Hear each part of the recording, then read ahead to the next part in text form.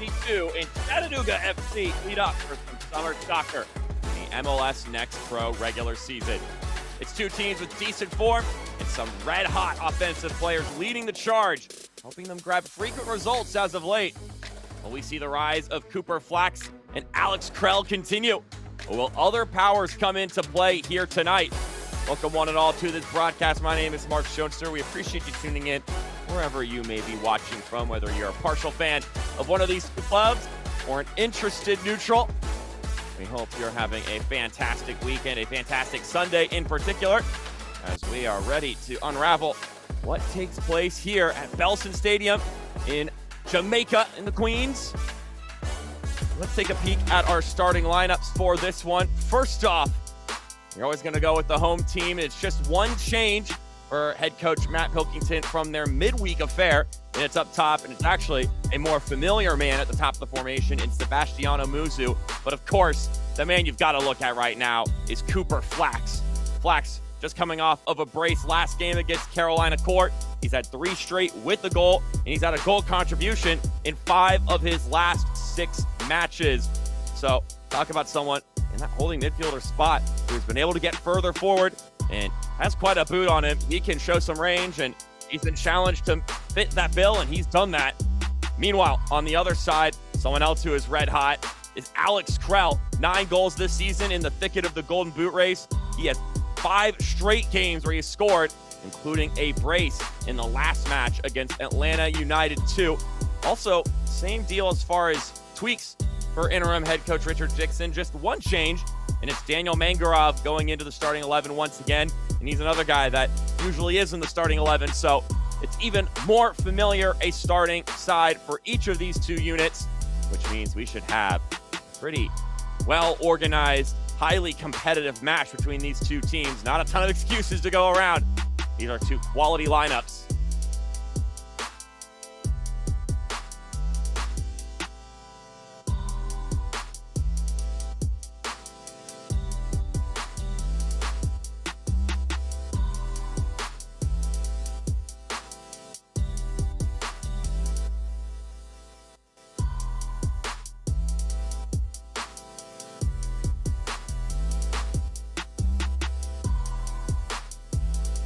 Still moments away from getting things going here in Belson, New York, on the campus of St. John's, the typical home for this New York City FC2 team. Trying to get another result after finding a result on the midweek against Carolina Core, a game that they were in good control over until just the final stretches of that game, where got into a little bit more of a panic mode. But at the end of the day, you get the result, you learn a little something about survival, and then you keep on going.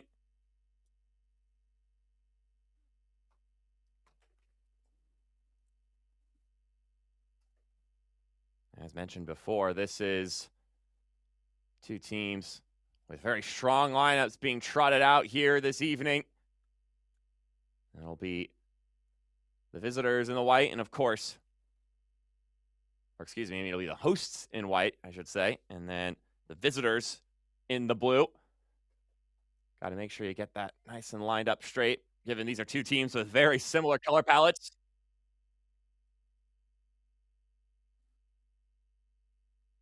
As we are just a couple more moments away from getting this one started, as both sides get ready to take to the field and get this one going.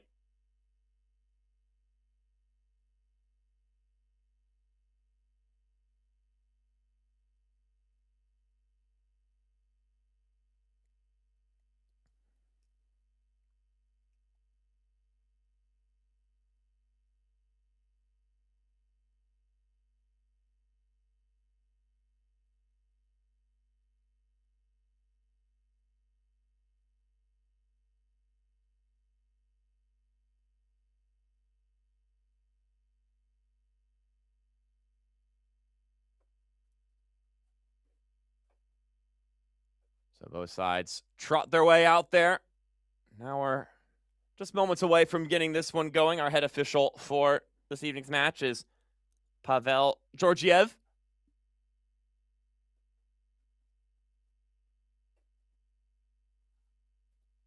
So it'll be Chattanooga going right to left. Meanwhile, it'll be NYCFC2 going left to right as they still waiting to break their huddle. The visitors itching to get going. It was a Wednesday game against Carolina Core for New York City FC2. Chattanooga, though, a little bit longer to get prepared for this one, having played last Saturday on the road against Atlanta United 2. A pretty close quarters matchup, that one. Not too long of a drive between Chattanooga, Tennessee and Atlanta.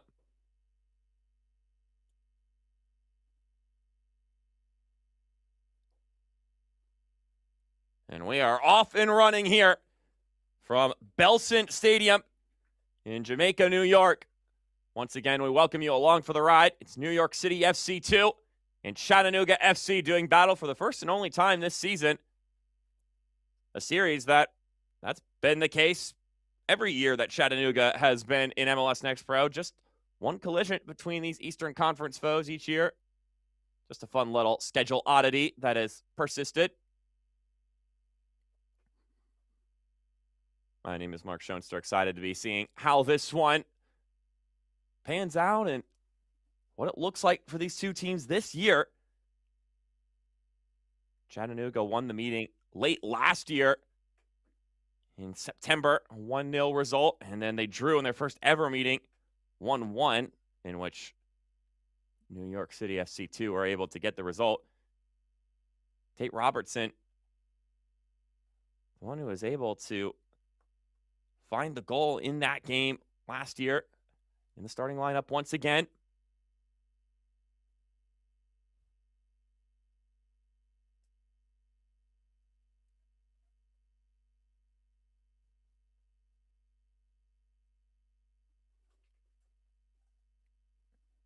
Talked a little bit about that 3-2 result against Carolina Core for NYCFC2.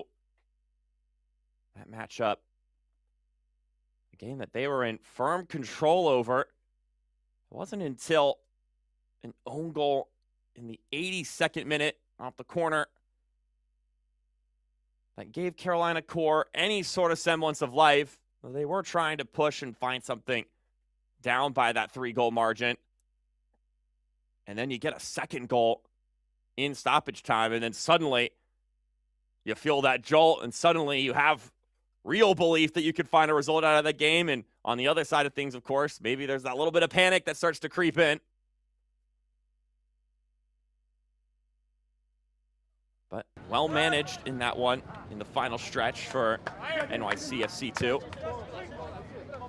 Matt Pilkington felt like his side was pretty comfortable defensively, and then obviously the game changes as you get into the final stretches, and you know the opposition are going to start pressing more intensely and higher up, and that means you have to change your approach a little bit. You're not going to be building with as many short passes. You're going to try to launch it behind because that's where the space is being afforded for you.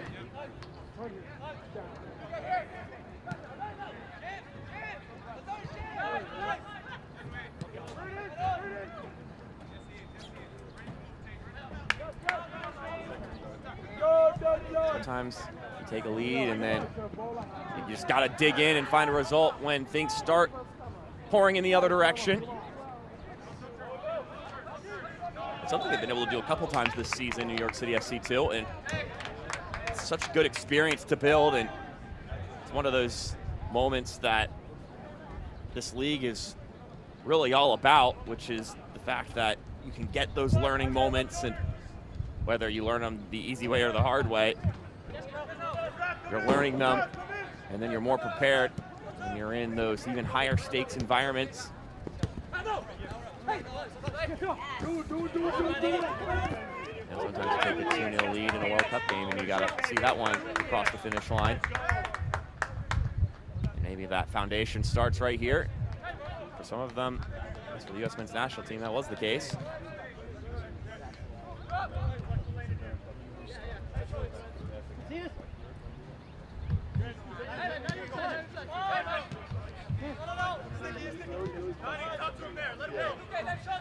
And although perhaps things got a little bit nervy at the end for New York City FC in their last game, things went all over the place for Chattanooga in their previous matchup against Atlanta United 2, a game that ended in a 4-4 draw. They were up 3-0 and then conceded 4 straight, only for Yuval Cohen in stoppage time finding an equalizer and then winning the extra point in penalties. So talk about a game that was just chaotic in every sense. All those goals for Atlanta United 2, by the way, happened in the second half. So that second half in particular was just insanity. You know, leaves a lot of mixed feelings coming out of a game like that if you're a player or a member of the coaching staff. And Richard Dixon was telling me just that he was a little unsure immediately after the game. Yeah, when you go to replay, let me know. They're trying to build forward something here.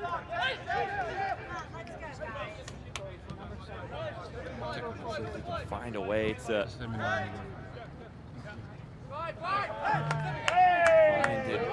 a vulnerability and capitalize on it. Sorensen now pokes this one forward. Ripped into the center, nodded over top. But the first punch is thrown.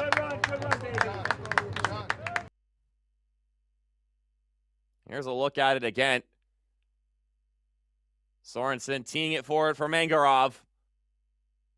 And it's Alex Krell, who was on the hunting side of that one, looking for his 10th goal of the season.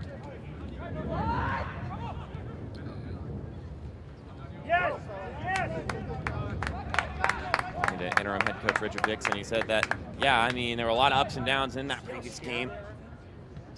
But you get points on the road, that's always good, and that's the objective. You go on the road, you're trying to pick up some points and get the wins at home.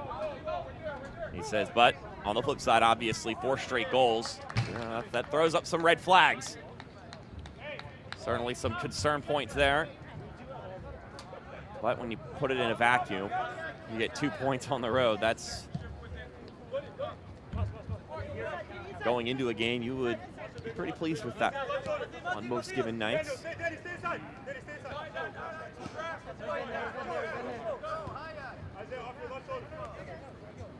they're on the side of trying to take the positives from that game and rip away the negatives over this past week. Meanwhile, New York City FC 2 just have to quickly turn around after having played just on Wednesday.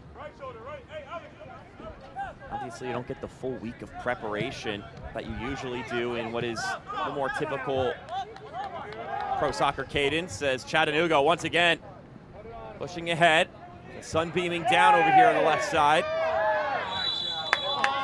Whistle sounds, and it'll be a free kick. Yeah, I think there's a few lengths there, but that spot, I'm gonna look at it when I have a sec. Yeah, when you have a replay, just let me know. So the execution here will be that much akin to a corner kick. There's a little less distance traveled, and some of the parameters are slightly different as far as what space you could take up as a defender or attacking player.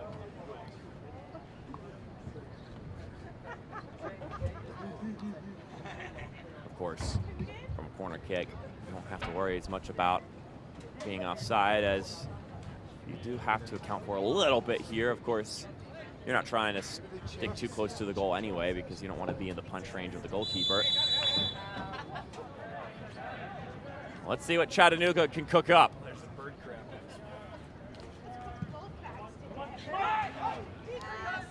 Bad looking service, but it is nodded away. New York City FC 2 able to manage.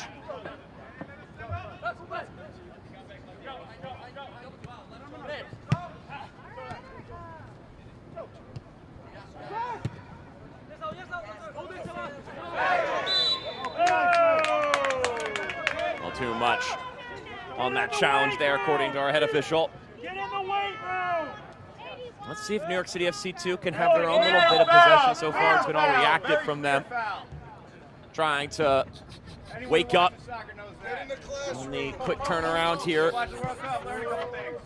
When you don't have as much time to prepare. It means you emphasize the video portions a little bit more. Matt Pilkington telling me that you're able to pair that up a little bit to help guys recover in time for another match. You reflect, do some opposition analysis, and not as much physical activity, of course. You still want to get some sessions in because you want to keep guys sharp and the technique to be maintained, but you certainly are not testing them as hard on Thursday, Friday, and Saturday into this match here on Sunday as you would if it were a regular week.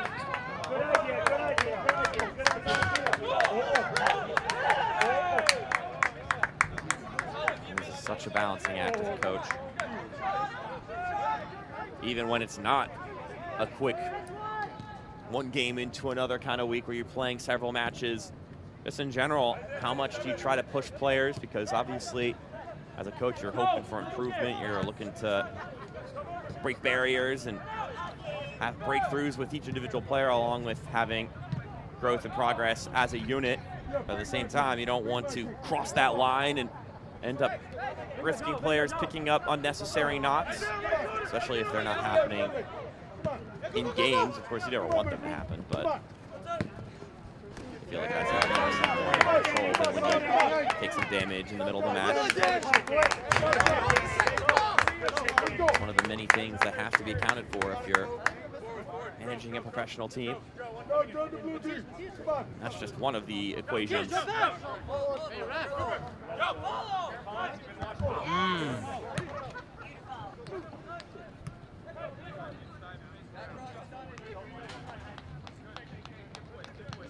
Good start to this game, a controlled start to this game for Chattanooga. You can look at the defensive errors in that previous game, but you can also acknowledge the character it took to respond after conceding 4 times, because I don't know about you, if you had a 3-goal lead and then you let 4 goals in, especially 2 of them being own goals, that could put a weaker-willed man out of it, but they stayed to it. Richard Dixon wanted to acknowledge that fight with his group and applauded them, especially for earning that extra point in penalty kicks, which is going to be so important at the end of the season when you get down to the wire and every single point matters. I mean, you just go back and look at the 2025 decision day in MLS Next Pro, and every single point mattered for a lot of teams.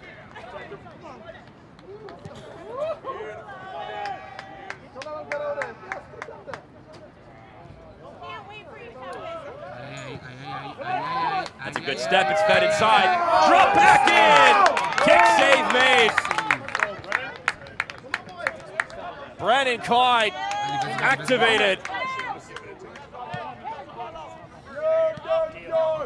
The 24-year-old goalkeeper making his 4th start.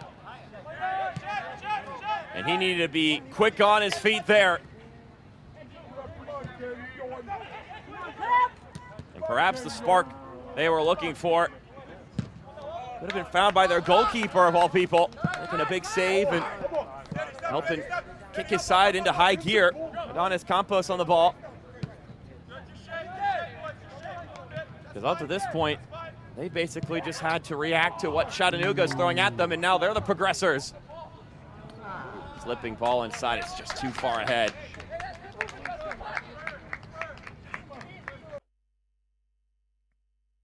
Here's a look at it again on the replay.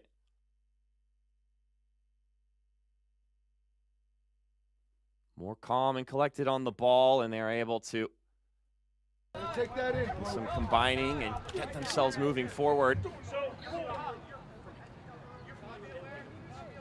Okay, I think I got this ball. I think. After the first 10 minutes, it's all the visitors, but perhaps now a chance to throw a jab or two themselves, the home team.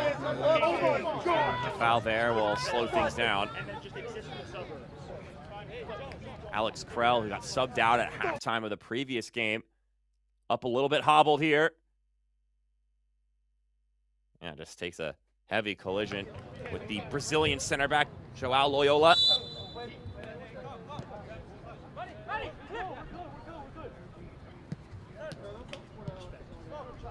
First international player being sent overseas to learn and play with this New York City FC2 program. So a bit of an experiment for Matt Pilkington and his coaching staff. But, you know, it's another awesome step in the right direction for a program when you're getting to that point that you are bringing in guys from out of country to contribute and be a part of the club. Searching pass won't reach its intended target, but Robertson's on it now. He tries to cut it inside. Ball tapped over to Sorensen. Returns the favor. I think it's inside, so I have time out. Here's Jones. Ball rolled across the middle. Couldn't reach a blue shirt. McGrath, the captain. Send this one back.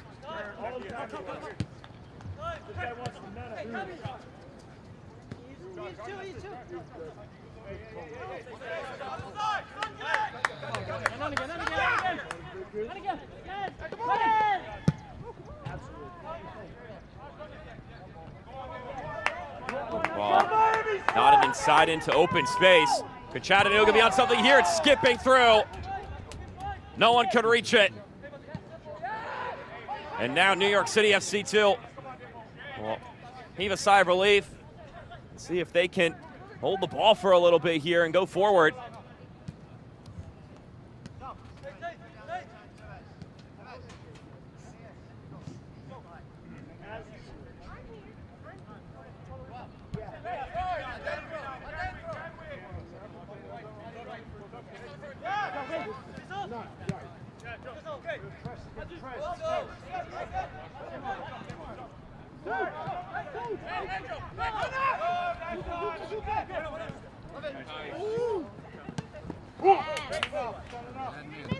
See this one to be kept in bounds. Campos able to do that.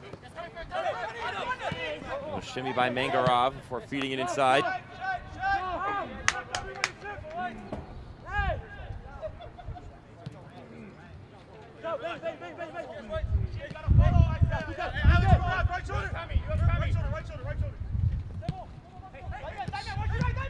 Rolled to the middle by DK. Makes its way over to the left channel. Nice little turn. This one clips its way inside. Ripping effort off target. An opening jab from the hosts here.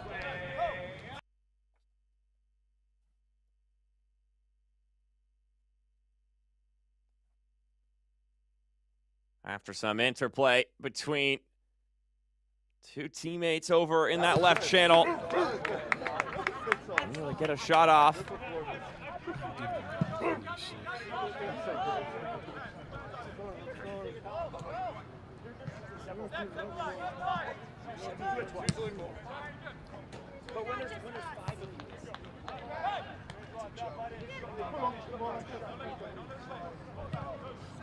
Checky on the ball. Bring it back to his goalkeeper, Brennan Klein.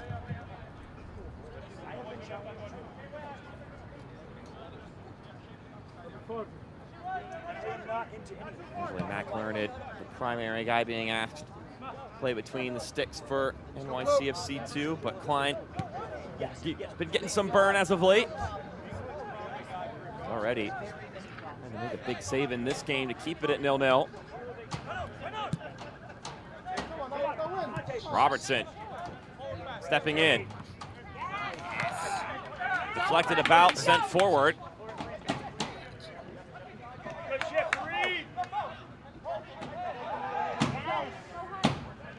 Leaving around, and it's cleared away. It'll be a deep throw-in.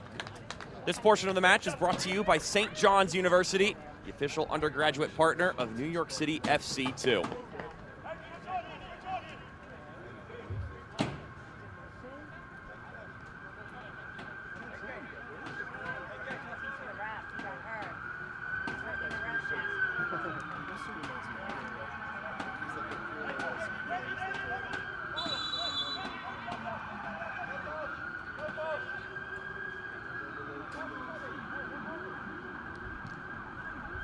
Tossed in.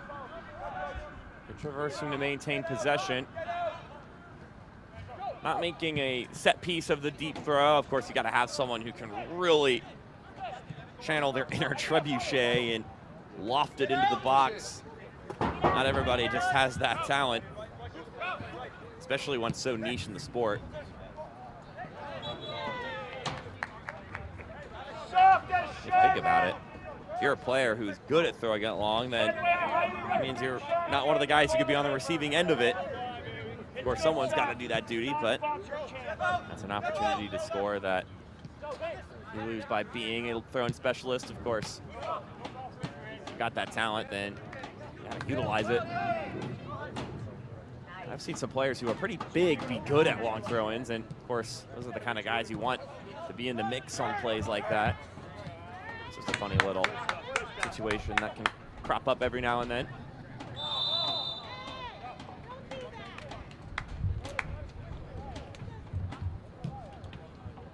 Chattanooga trying to demonstrate some variety here, something that Matt Pilkington identified in the team. Mentioned their range of pace, but can provide a variety of attacking methods, so anywhere from being direct to diagonal to playing through you. He's felt that they've evolved as the season's gone along, and I think that's a sentiment that our head coach, Richard Dixon, of course, shares about his own team.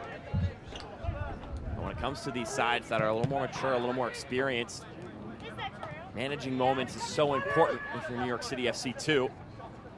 That's set pieces, that's knowing when the intensity is about to dial up, and just understanding that you have to be focused and understanding every moment in a match. Because if you avert your eyes for just a second, a team with a little more savvy gonna hit you with that sucker punch, and then you're gonna be wondering, wow, we've been in control, what happened? Suddenly losing. It can happen so easily against a veteran unit.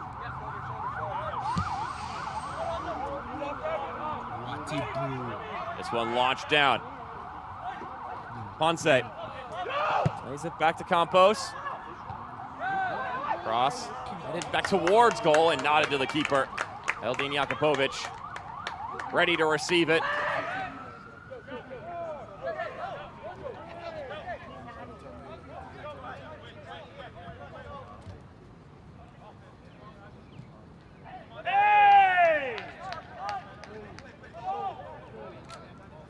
Ball stays in bounds. Play will go on. Lofted ball. Anger of the intended target, but it ends up in the hands of Brandon Klein.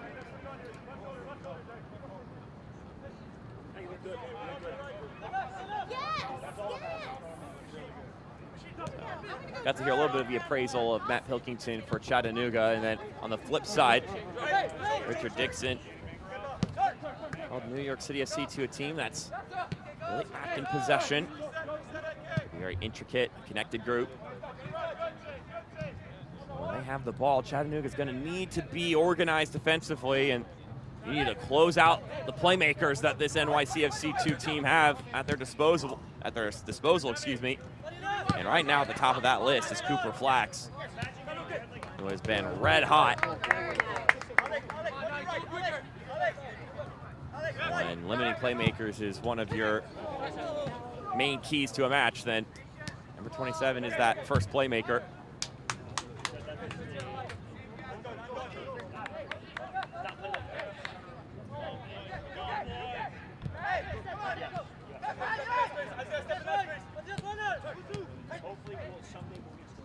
That one will go just a little bit loose.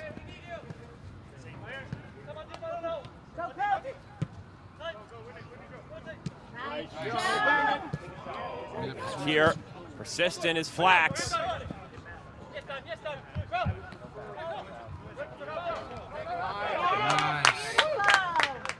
Once again, pressure being rewarded here for NYCFC2. But dribbling it into the muck there meant the possession would be short-lived.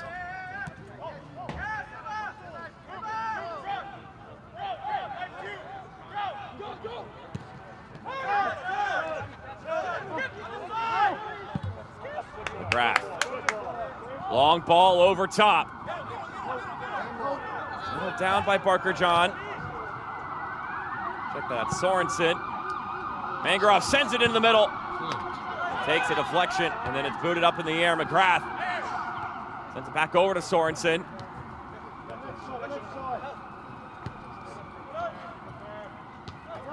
McGrath with some room to run. McGrath lets it fly. Immediately takes a deflection. Cleared up into the air. Nice.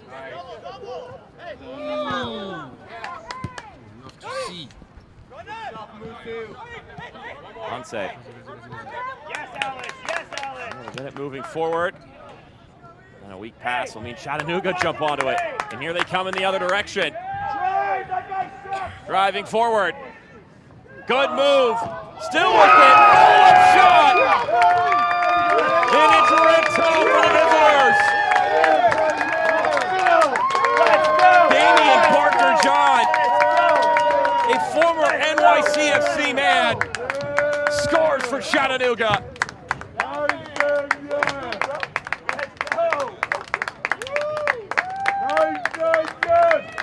His 5th of the season.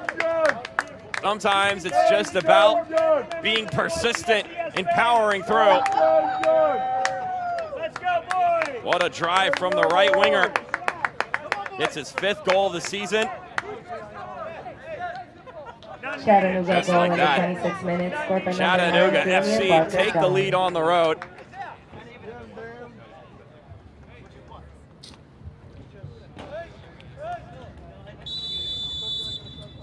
As we restart, this portion of the match is brought to you by Adidas, the official kit supplier for New York City FC2.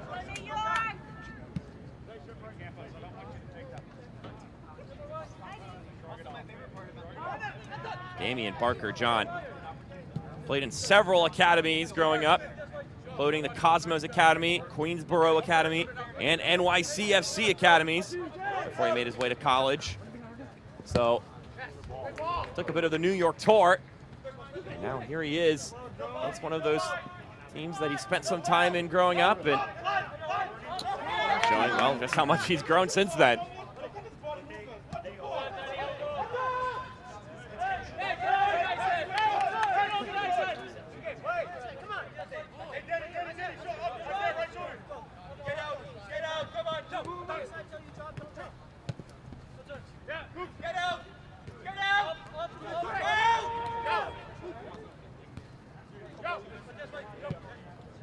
One of those moments where, for Chattanooga, they have that variety where they want to be able to pose those threats and build up.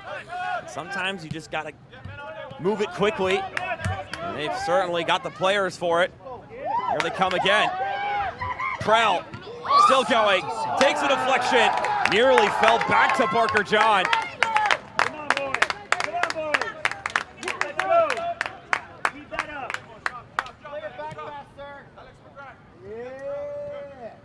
Hunting for a second goal here, just moments after taking the lead, Chattanooga.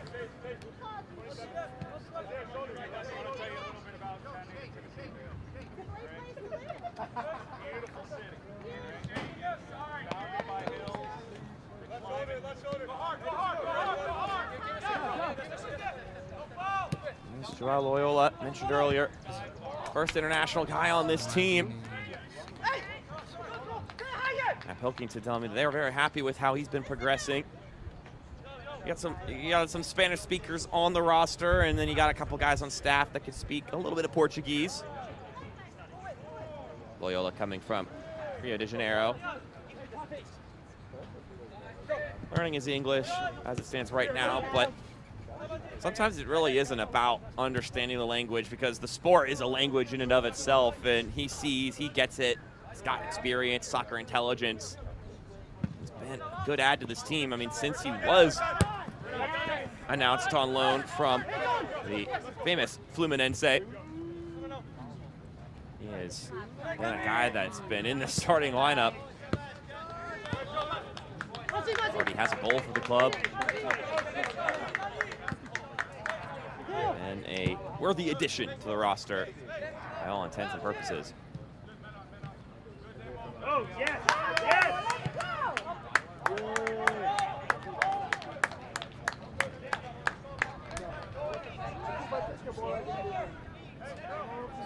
Let's see what Chattanooga tries to do and how they try to threaten from here going forward.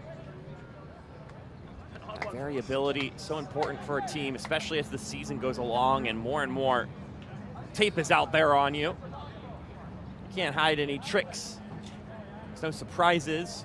Everybody knows what to expect of you, unless you're able to offer a lot of different things, and then makes it much more difficult to plan and anticipate your movements, which is exactly what Richard Dixon is hunting for. So we don't want to be just a direct team or just a build-up team. Though, of course, in the early stages of the season and going into now here in June, opponents are starting to recognize that they're a team that can be a real threat in transition. So you've got to be able to play and win in different modes. Because if that's the only way you're able to hurt teams, then they're going to prevent that. They're going to cover up those holes, and then you'll be out of luck. Corner kick swung in. Headed into the mixer. Damian Barker-John once again squaring up to the ball. May have been offside, and he was, so even if he had put that one into the back of the net, it wouldn't have counted.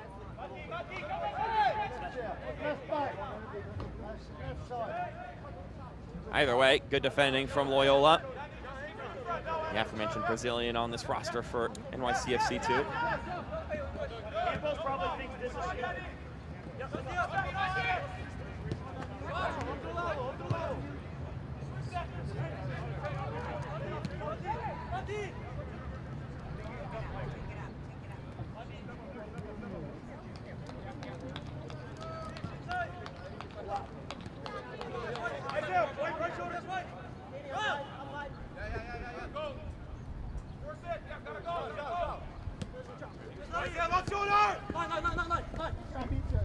Campos, swerve inside, poked ahead. Sorensen lays it over to the left-hand side. Robertson with him. Well done. Sorensen has to cut it. Has an option to play it back, and he does so. Finds Isaiah Jones. Mangarov tripped up. It'll be a goal. Rest says play on. I was almost certain that was going to be a free kick. I always forget. This is training for the referees too. Daniel Mangarov. Third division players, third division referees. Knocked down, and I saw nothing in it. But once again, it's Damian Barker-John. Damian Barker-John lets it roll straight onto the goalkeeper. Now we have two players on the turf. One for each side. Post-shot collision here, as now the ref is going to wave on some training staff.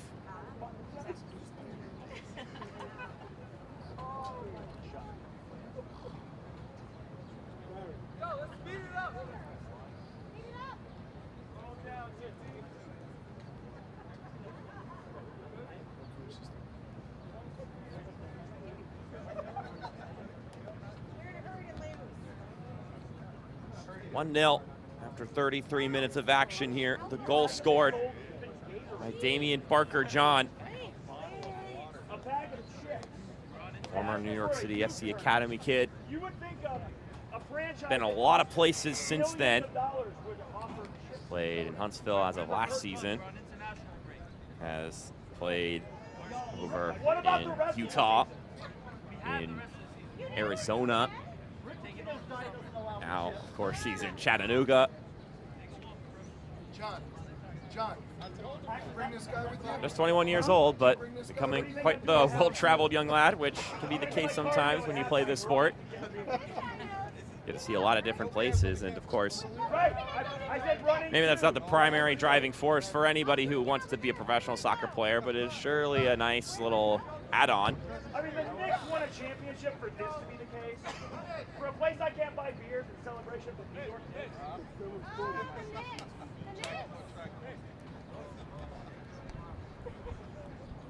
Set the over-under at like 0.5 on Cavs full getting that trophy. This portion of the match is brought to you by Etihad Airways, the official airline partner of New York City FC2. This is 2026. I think this is just the second quarter. NYCFC2 trying to take off here in this game and find an equalizer. But it has been Chattanooga primarily on the front foot here. Looking to get another road result before they make their way back home next weekend.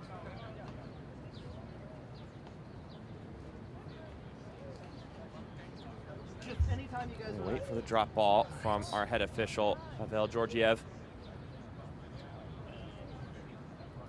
Are y'all having social hour? Or are we playing soccer now?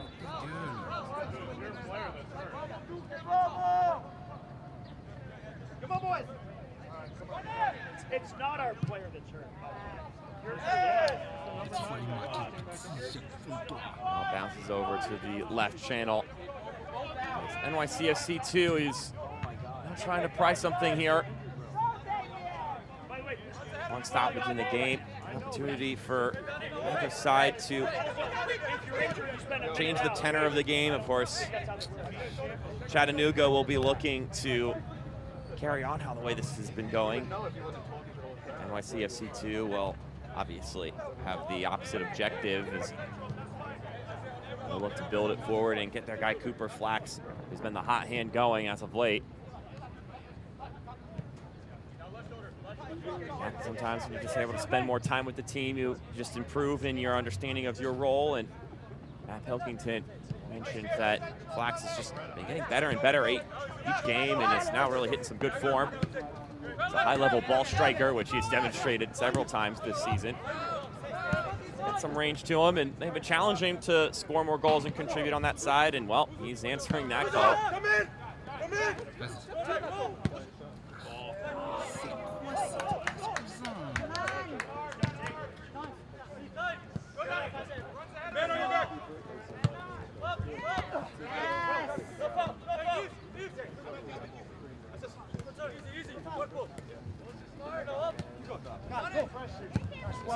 Again, Brace last game, 3 straight with goals. 5 of his last 6, he's had at least a goal contribution.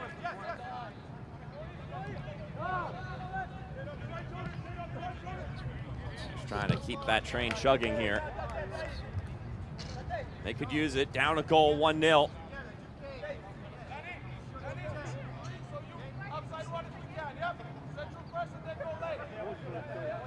And on the other side, Chattanooga will be looking to prove their worth defensively for the rest of this match. Given the fact that they conceded 4 last game, that's always something that then as a team maybe you feel a little, not a little, a lot irritated by. And prove that you're a side that's more stout on that end of the ball, and especially in the way that they conceded those goals, own goals, set pieces, things that you, for the most part, have control over. So they'll be looking to deny Flax and company of that delight for another 45 minutes plus 7 and added time we get here in this first half of action.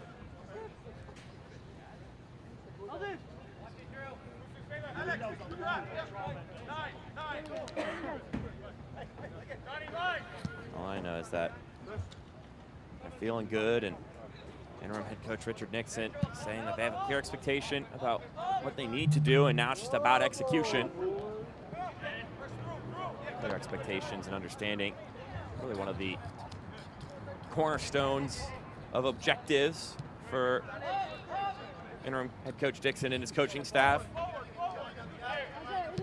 think that's a fair approach to have, which is just that, well, you're not even starting from square one if you don't even know where you're really trying to go as a team and as a player. Once you understand what it takes and what you're supposed to be doing and what the guys around you are supposed to be doing, then you can start improving and reaching those points and actually finding improvement as the year goes along. And even if you have some raw talent, if you don't have understanding, then it's going to be tough for it all to come together, especially in this sport where mutual understanding between you and your teammates is paramount.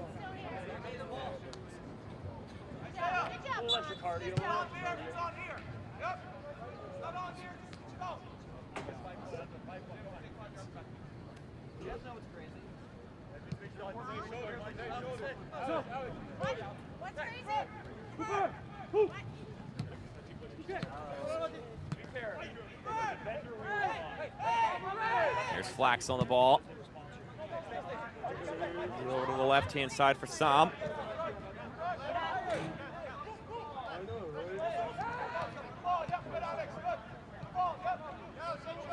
Quick passes as Muzu's playing deep and getting involved.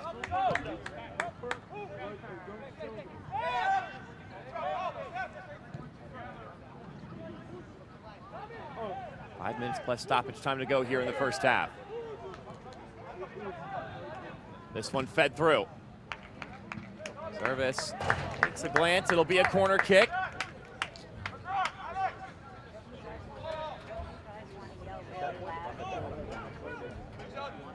Set piece opportunity for the home side and a chance to demonstrate their defensive quality defensively for Chattanooga on the set piece after being a little bit leaky in these situations last matchup. Not against these guys, but in their last game against Atlanta United 2. Up top, this one goes. Immediate block from Jones.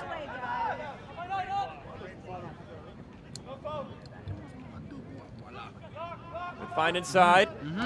Stuttering in the middle, the shot is taken. But it just doesn't come off the boot cleanly for Drew Kerr.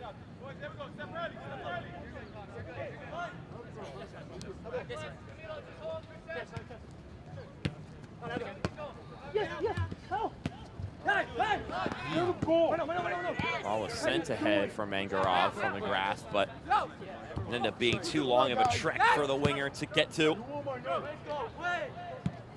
went back by NYCFC2. And they'll once again go fishing for an equalizer.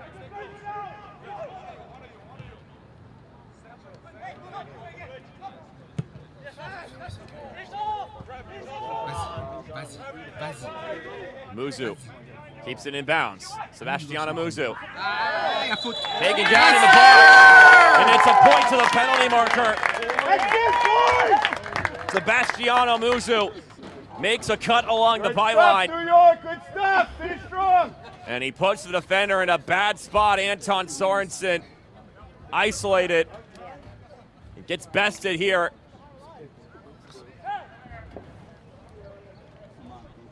And now it's an opportunity for NYCFC2 to level this match.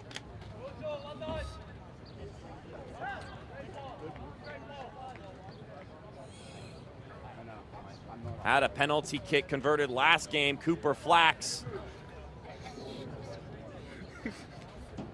Hit a bit of a Panenka from this very penalty spot on this end of the pitch to help extend their lead against Carolina Court. Can he now make it 4 straight games with a goal?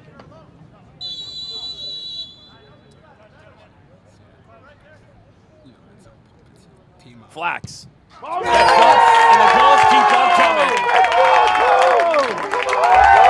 Flax levels this game at 1 apiece.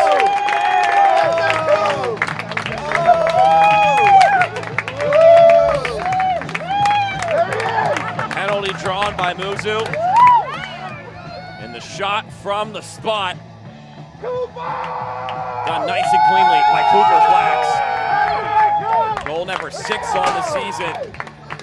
He continues to produce in that category. I flew all the way from Floral Park, baby! Let's go! That's it, Coop! It is one apiece between these two units. With just a couple minutes left to go here in the first half of action. Cooper Flax. For Flax, this is his 6th goal of the season. Gol de New York City anotado en el minuto 44 por el número 27 Cooper Flax. Para Cooper Flax, este es su 6º gol de la temporada. Dancing through, now parries it out wide. Ball rolling across the middle. Finds its way around the 6-yard box, but no one can take a shot.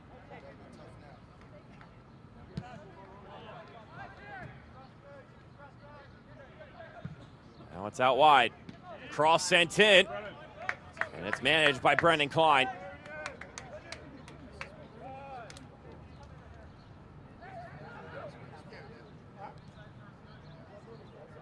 An equalizer from Cooper Flax makes this one 1 goal apiece.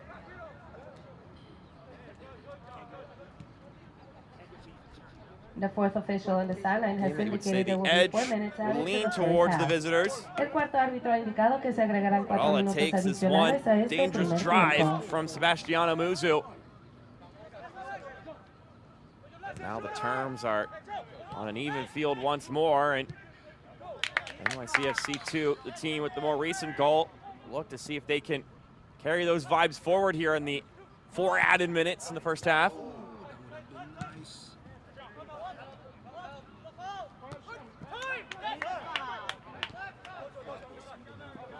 Sorensen. Nice. Taken off the ball strongly by Duque. David Duque rolls it up ahead. It's backheeled right back to him. Now they'll try to attack from the left-hand side. Brave challenge. Takes a deflection off of Sam last. So it will be a goal kick. And it's quickly taken.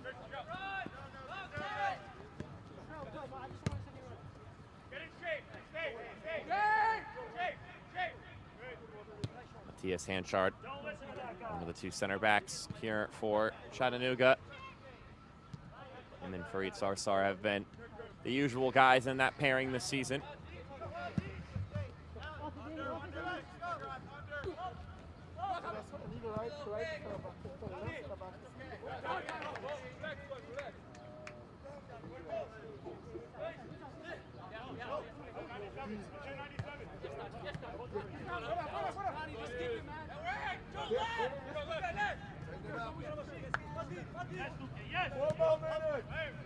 Good.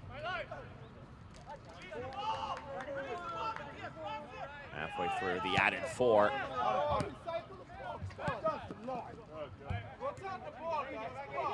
Two teams that are not too far apart from each other in the standings. 24 points for Chattanooga, 21 for NYCFC2, and that's coming into the day. So technically right now, we can give each of them a point. Both in the middle of the pack when it comes to the Eastern Conference.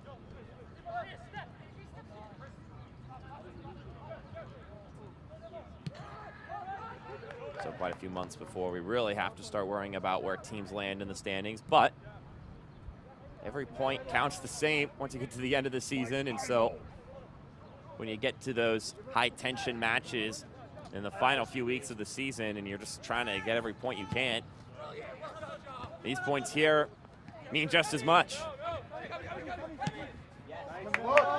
Even if that tension is not quite boiling the same way. Kovic screaming off this line to prevent any sort of danger.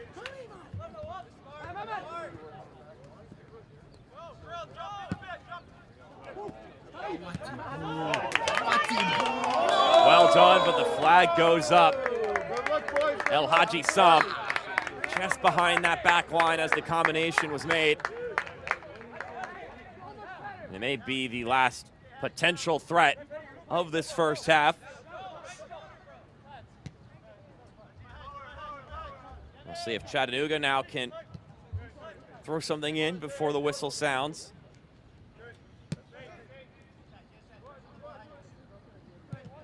Robertson. Long ball up ahead. It's got some promise. Still in bounds inside the penalty area.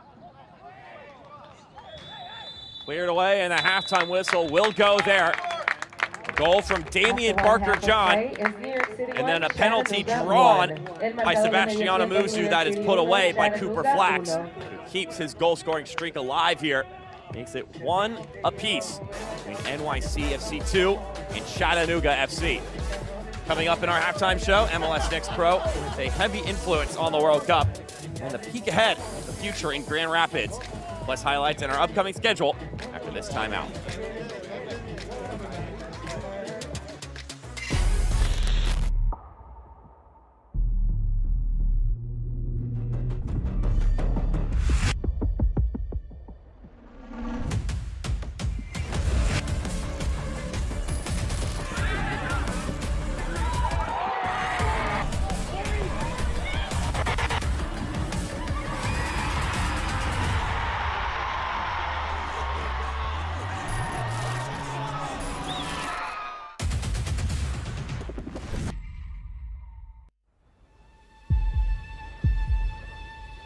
They say the world's game is played everywhere. This is how we play it here.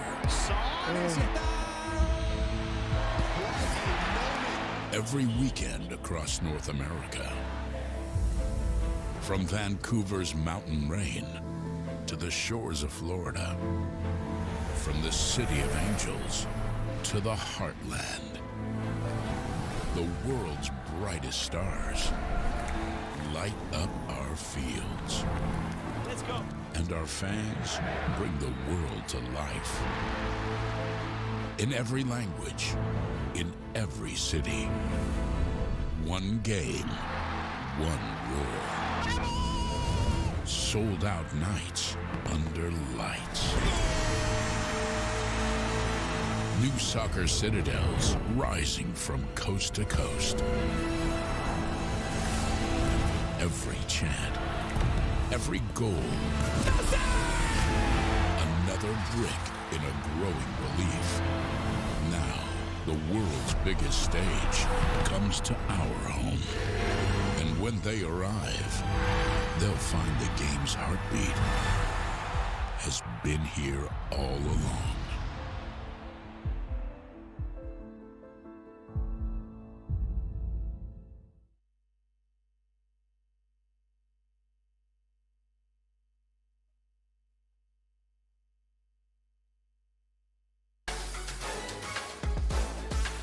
Welcome back here to halftime. New York City FC 2 and Chattanooga FC tied up at 1 apiece after 45 minutes.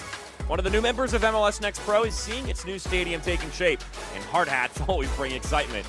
Let's check in on future club Grand Rapids. Is really going to be the crown jewel of MLS Next Pro. It's really a milestone moment when you put the last beam here on the stadium. It celebrates the hard work. And to be able to see something like this right here in Grand Rapids is truly amazing and astonishing, but it happens with the collective muscle of the team. And one thing that I've learned since moving here 5 months ago is this is what Grand Rapids does. It comes together to build something that's really going to be a civic and community asset. I just imagine, March 27 and, there's fireworks. The starting lineup is walking out and roaring and supporters chanting and, just get goosebumps kind of seeing, what this place is going to slowly start to mean, for this city and for this community. We're excited to be able to put a product on and off the pitch that's going to represent the community well.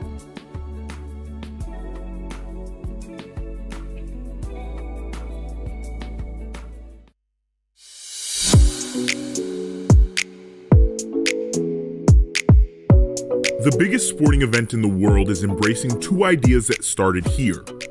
One designed to keep the game moving, another designed to better protect the players within it. Both were first tested in MLS Next Pro. The league launched in 2022, but prior to that, there were 4 pillars that we came around, really rallied around, where we wanted to build and drive growth. Those four pillars were professional development, local communities, access, and innovation. The game has been around for over 100 years, but for the most part, a lot of the rules have stayed the same. But the game has evolved so much, particularly over the last 30 years. MLS Next Pro has been a really good proving ground for a lot of these new rules that they're bringing into effect. The players and the competition have been very open to trying out new things. We've seen some really, really good developments, and a lot of the things that have been trialed in that competition have been elevated to MLS, and now we're seeing elevated to the FIFA level as well. This was something that it was easy for them to get their heads around. But I was pleasantly surprised to see them take this on in a format that's very, very similar to what we've been doing already. Ideas don't become rules overnight. Changing the game meant bringing people together from every corner of the sport.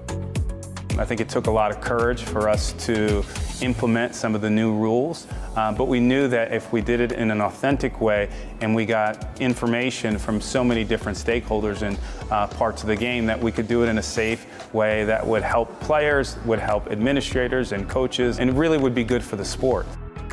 Eventually, the conversation moved from meeting rooms to match day. Well, I was fortunate enough to be a part of the first game ever with this in MLS Next Pro in 2022, where we got an email. We had to join a webinar where we had to go over these rules, and there was great understanding of how this was going to go and overview about these two specific rules that we're going to have implemented more specifically for MLS Next Pro. So I really thought the on-field treatment rule was an awesome implementation, because that's something that we deal with a ton as referees. It's something that causes friction, always causes issues for game management when you have players going down for injuries and calling a trainer on when it's not necessarily a serious injury. So I knew initially that was going to be a fantastic one, that was going to be helping our game improvement. And then the substitution rule we knew was also going to be one of the ones that was going to help. So I was really looking forward to doing that one and implementing that, because it's something that's game management we have to deal with. The expectation was that there would be an adjustment period, maybe even resistance. Nobody knew how the players would respond once the whistle blew. Players bought into it really quickly, and it was something that the entire league was able to understand it, and really you saw buy-in from everybody, and it was just really easily implemented at MLS Next Pro, and really didn't see much pushback. The biggest thing that I've seen is where players are smart enough to know if they leave the field voluntarily with our permission, they don't have to wait a minute. So if they're near the sideline or the end line or something where they say, hey ref, I just need a minute, I'm gonna go off, perfect. They can go off and get whatever treatment they need to, and they know they don't have to wait the minute. You're getting your treatment that you have, you're not implementing any of the on-field treatment rules or anything, you're just taking yourself out of it for a second. So that's where players are really coming smart to how they handle things. And then for the substitution rule, I've seen several times where I would talk to a captain and I tell him the player has to come off, and he's not, and you see a captain or a teammate pushing that player off the field, because they know that if you're not off in that 10 seconds, they don't want to play for 10 at the disadvantage that they would have. The changes on field were obvious, and the numbers told the same story. The data was really compelling. If you look at the numbers before the rule was implemented, on average, for those stoppages associated with injuries that are 15 seconds or more, you really were looking at stoppages in games that were 5 to 6 times per game. Once we implemented the new rules, that number went down to between 1 and 1.5 times per game.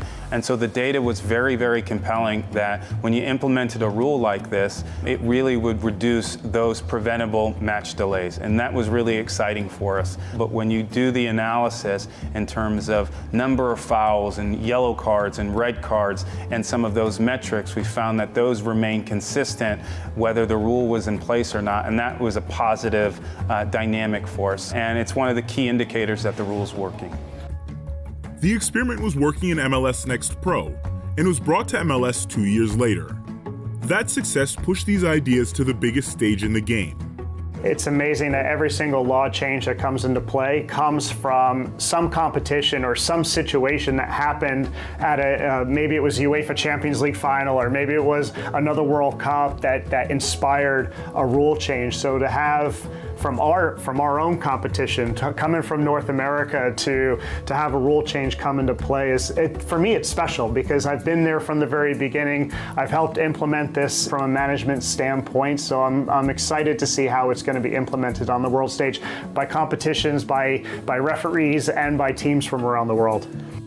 For the people who helped build it, the impact is still sinking in. You never really understand the impact that you might have on the sport. And so to be part of MLS Next Pro and to be part of this process and leading this process as it relates to new rules and innovation has been a real shining star for me as it relates to my career. I'm just super excited and proud and grateful to be part of the process. I can't wait for the games to happen in the World Cup and to see them. These are important new rules for the growth of the game, so it's extremely rewarding, and I can't articulate how happy and proud I am.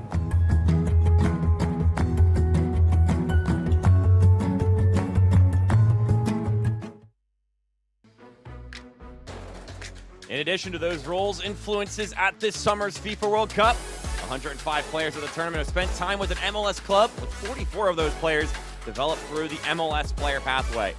Of those 44 players, 19 spent time in MLS Next Pro. Fans can get a closer look at this historic group by heading to MLSNextPro.com. Matt Freeze, anybody? I mean, clean sheet. New York City FC. Gotta be proud of that. We welcome you back here to campus of St. John's at Belson Stadium.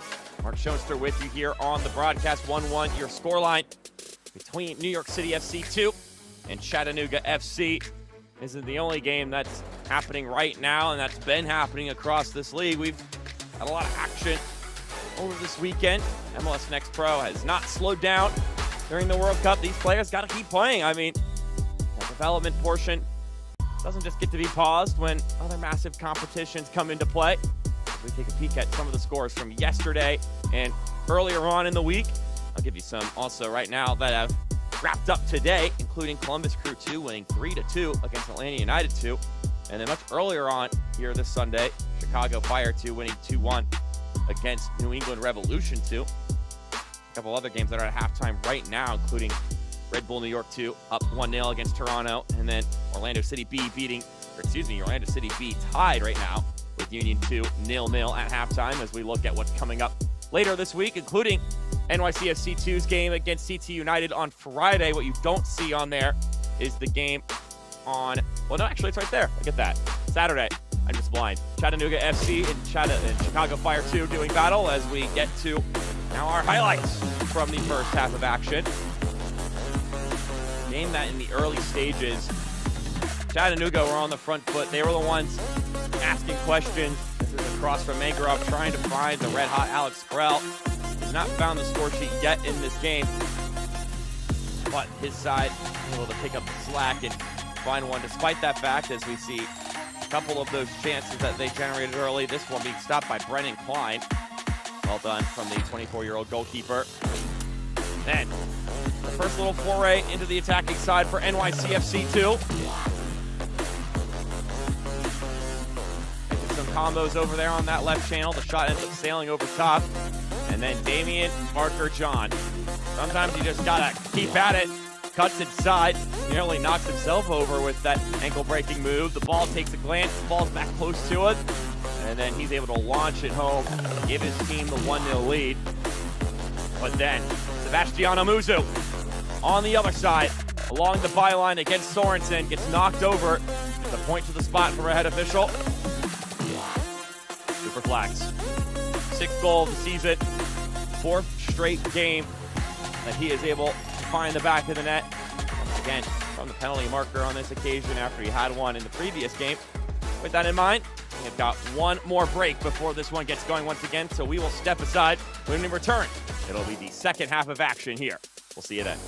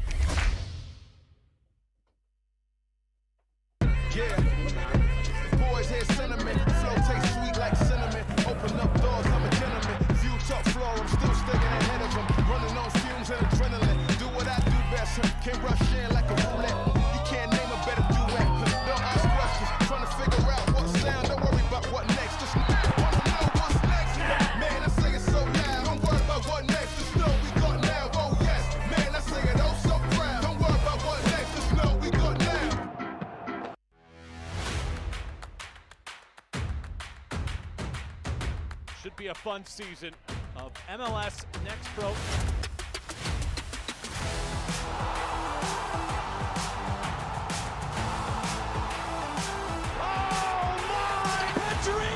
Wins it!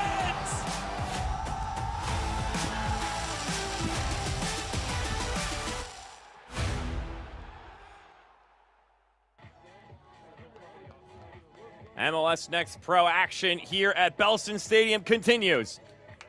It's all tied up still after 45 minutes. Both sides landing a blow, which means it is one apiece in this first and only meeting of the season between Chattanooga FC and NYCFC 2. Mark Schoenster with you here on the broadcast once again. Hope you're having a wonderful Sunday as these two teams look to make their Sunday a little bit more wonderful with 3 points here. It's going to take another lovely strike in order for that to be the case. Which side will be the one to claim it? And, well, will it just be one or will we get several? That's always the questions as we watch these games live and see exactly how it unfolds. Chattanooga in the light blue going left to right. The hosts, New York City FC 2 in the white kits. Going from right to left.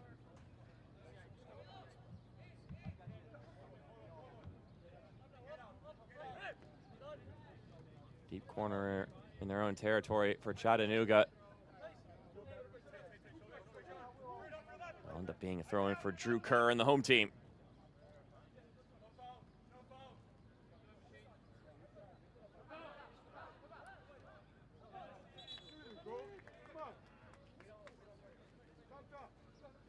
Good defensive work there from Yves Chiap to make sure that a goal kick is won, and it's on a dangerous set-piece opportunity in the opening minute of the second half.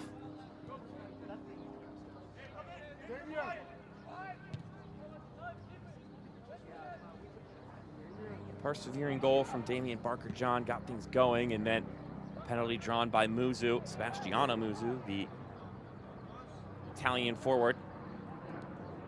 Gave his team a penalty kick that was then played nicely by Cooper Flax.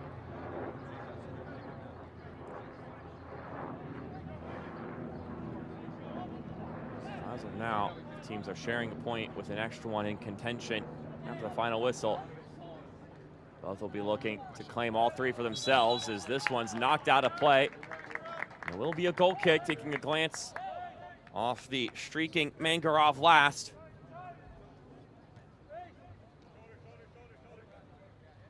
Let's go, Pope.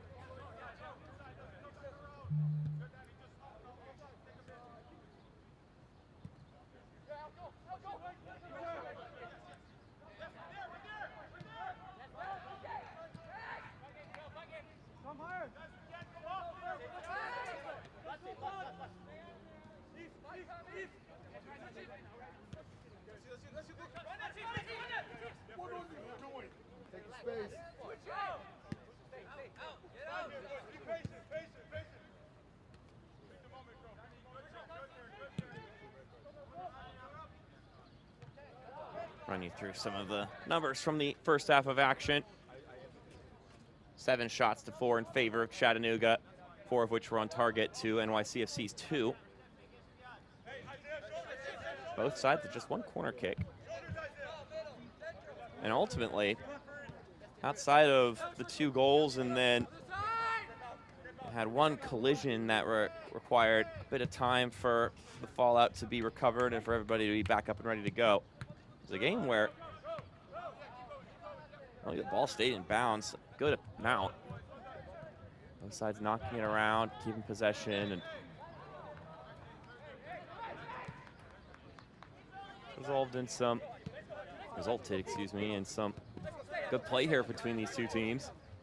Sometimes when you don't get a ton of corner kicks, usually means, or at least it can mean, that not a lot of questions are being asked and you're not putting the opposition in a bad spot. But I'd say both teams have been pretty good about still being aggressive when they have possession. It just so happens that it hasn't resulted in a ton of corner kicks.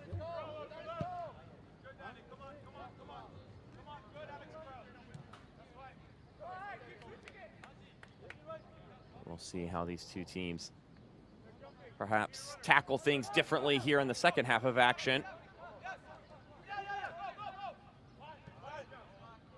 You know, neither of their approaches are going to be too varied as far as the deep principles, but perhaps the avenues you opt to take and where you look to take your risks could be adjusted.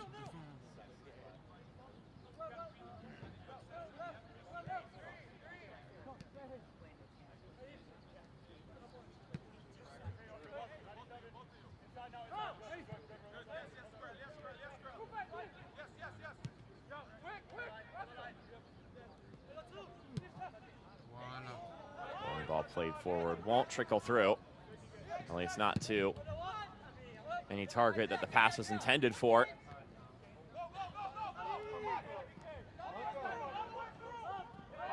It's a little bit shaky here as it makes its way back to Brennan Klein, but ultimately it's handled by the home team. Several players go down, and a free kick is awarded. There was a moment of advantage to see if perhaps one of the other guys in the white kit could scoop it up and take it forward, but our head official will eventually sound the whistle. Pavel Georgiev,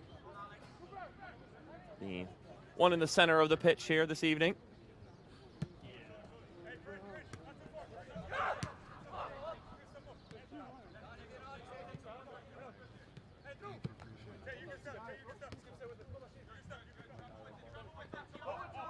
Sun setting down in the Queens. It's around 76 degrees right now in the area.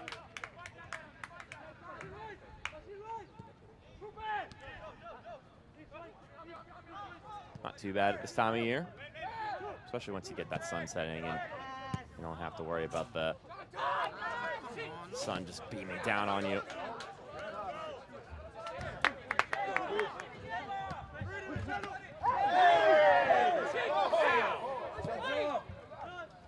Jones plays it forward, and it's ripped back by NYCFC too. Cameron Acito, the center back from Manhattan, helping the side regain possession once more. Once again, appreciate you all tuning in and watching this match. I know a lot of people are feeling that World Cup fever right now, and I know these two teams have been feeling it as well. I've been told that all the TVs around the NYCFC facility have the games running. There's a good base of Spain supporters amongst the NYCFC 2 team as this one's launched in, and this portion of the match is brought to you by St. John's University, the official undergraduate partner of New York City FC 2.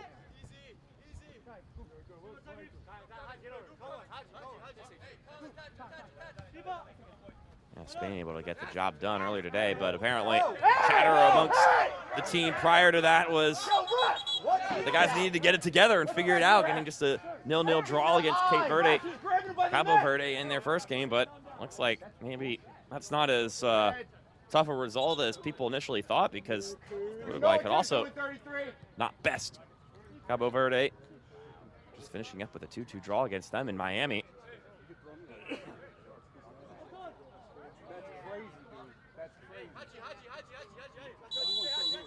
It's a good time to be a footballing fan, though.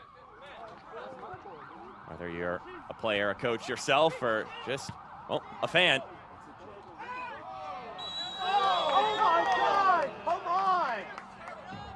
Free kick being awarded here in favor of Chattanooga. Jones goes down. Could be a chance to carve up something nice here on a set piece.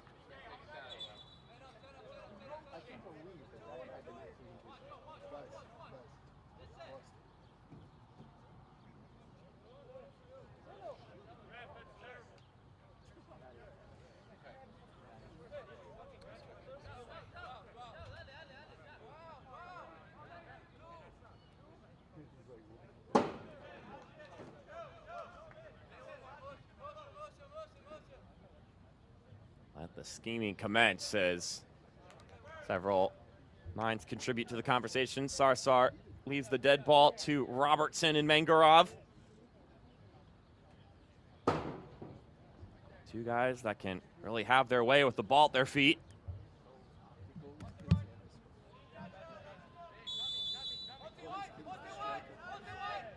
It will be Robertson. Crafty ball dipping down and won't get to anybody in particular, so it'll be a harmless free kick at the end of the day.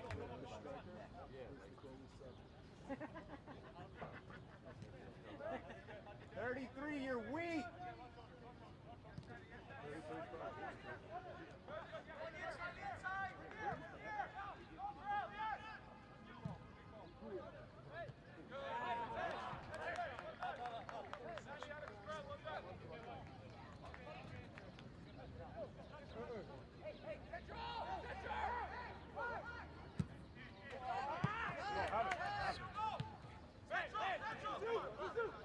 Great pass up the pitch from Jakupovic. CFC2 get something here. Well, maybe not what they were hunting for, but there will be a free kick. Cooper Flax goes down. Most recent goal scorer in this match.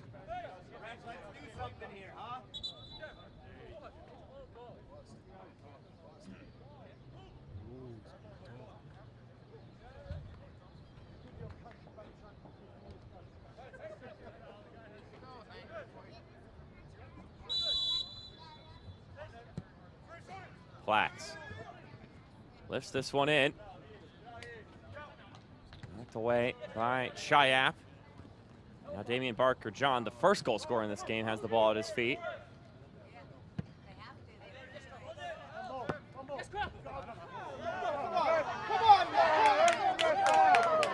Flax picks up the loose pieces.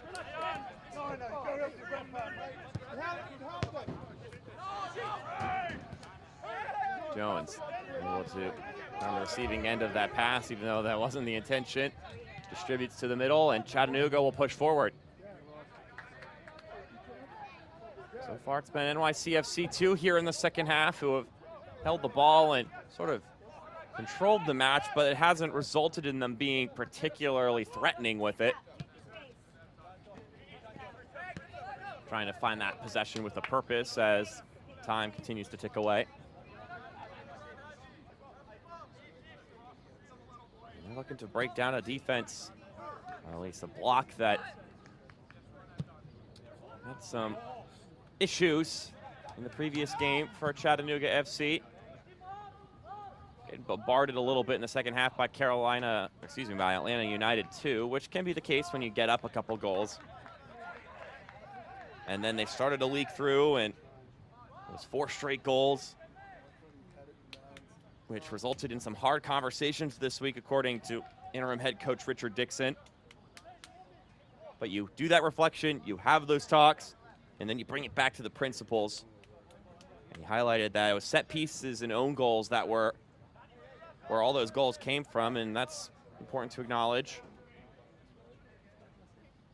And he mentioned, there are some mistakes made in that game by players who will never make that mistake ever again. It's a hard lesson to learn, but once you learn it, it's lodged in your brain nice and neatly. And on the topic of set pieces, they'll look to see if they can make something of one here.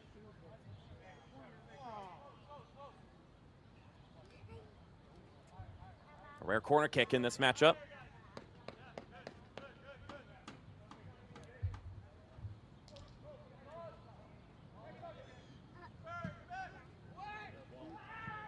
Ball dips down. There was an opportunity for a couple players to get onto that one. But once again, nothing to become of that. And so far, a little over 10 minutes into the second half, both teams have feigned to be threatening, but really haven't been.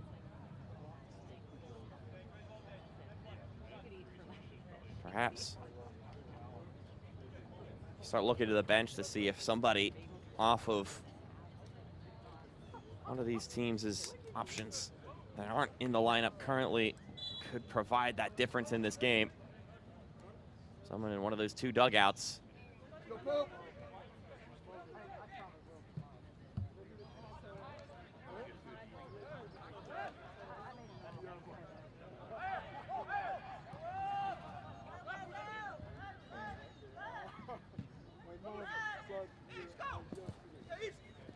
Jakubovic plays it up ahead of Chiap, who runs into it, and now will carry it forward. Eats Chiap, has the ball poked away. Loose pass, and once again, a pretty blunt possession for New York City FC2.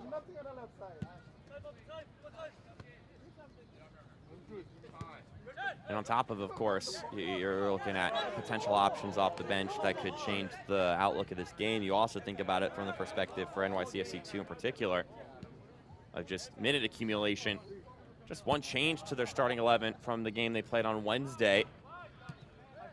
So it's been a pretty active week for these guys here in the white kits right now.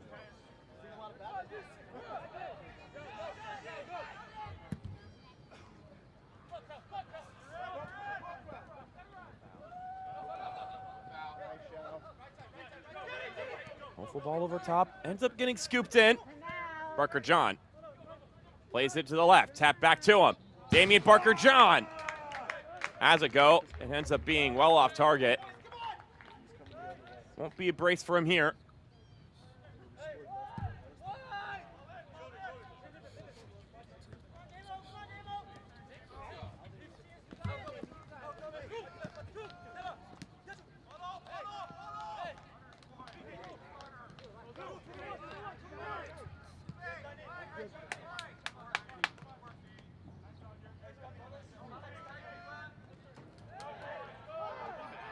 No foul called there. Ponce was pushed to the ground, but didn't compel a whistle.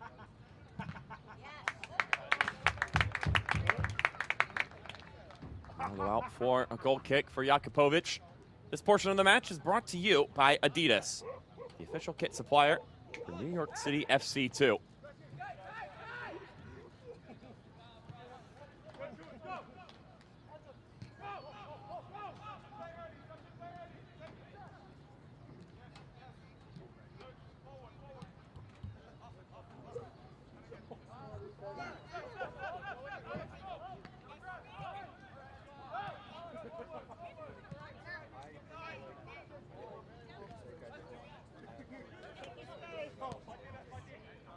Such an interesting time in this year, especially for these MLS Next Pro teams that are second teams for MLS sides.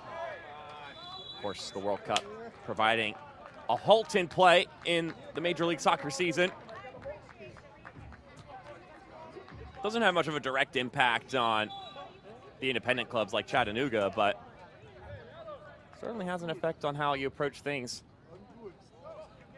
when you're one of these second teams, and everybody's kind of tackled it a little bit differently. Overall, it's a chance to rest and reset for the players that aren't, playing in the World Cup right now. And it's resulted in these matches during the Next Pro season, each of them having a little bit different circumstances because, the MLS season has been grinded to a halt, but this season's still going on. Business as usual. Offers some unique variables to this season in particular in comparison to previous ones.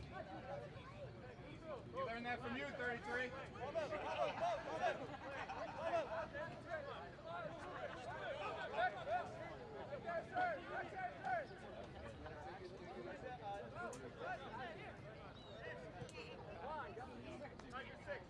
Lock in, Coop. Let's go.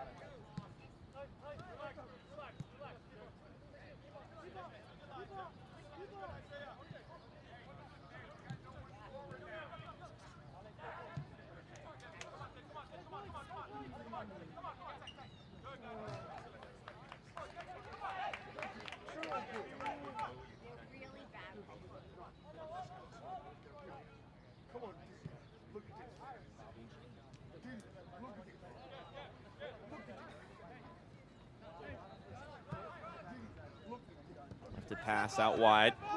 Finds its way over to Drew Kurt. He's able to tap it along. Muzu through the penalty kick in the first half.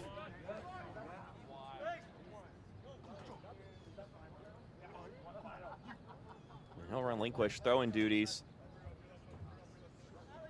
the man that he was combining with, Drew Kurt, the left back.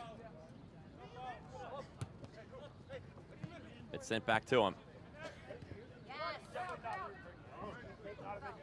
Duque, how about that footwork? David Duque keeping possession alive. Muzu tried to send that one in incisively across the middle.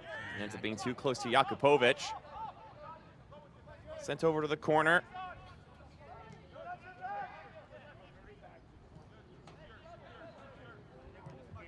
And now Chattanooga will enjoy a little bit of the ball here as it rotates all the way back to their center back duo.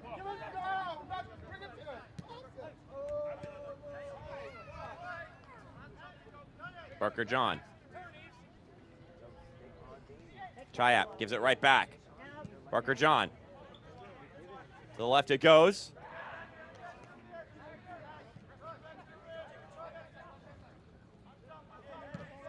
Cross incoming. Ripped across. And then nodded away.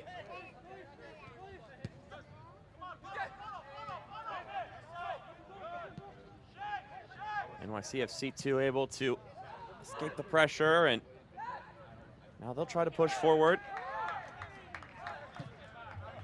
Game's getting a little bit more lively here after what was a bit of a inhibited first 20 or so minutes, roughly, here in the second half of action. Nearly an error there, but recovered by the man who had the mistake. Ja Loyola covering for himself. Couldn't quite bring that ball in initially, but recognized the danger and tracked it down. So no harm done.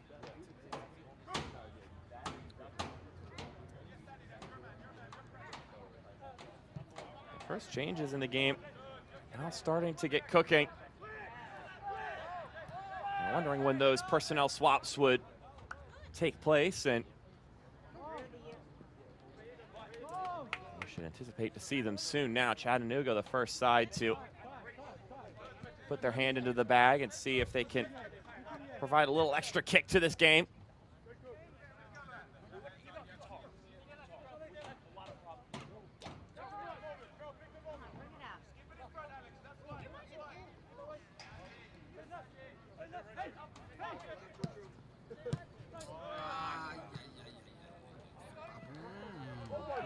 Up ahead, and Krell will be guilty of the foul.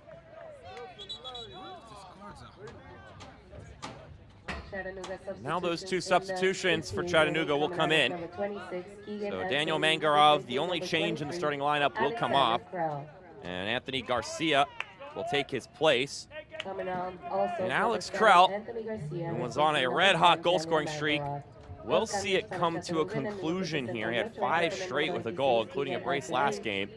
He will sub off, and Keegan Anselin will sub in. Got to be careful, though, managing the minutes for Alex Krell. He's a player that Coach Dixon was very complimentary of. I mentioned he's the kind of guy that does a lot for the team in and out of possession. Back pressing, physical duels, runs in behind. It's a taxing job as this one's ripped across centrally. And it could lead to something. Damian Barker John! Won't go through for Chattanooga.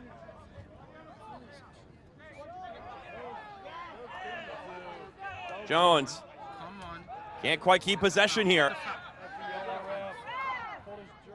Play goes on. No whistle sounded.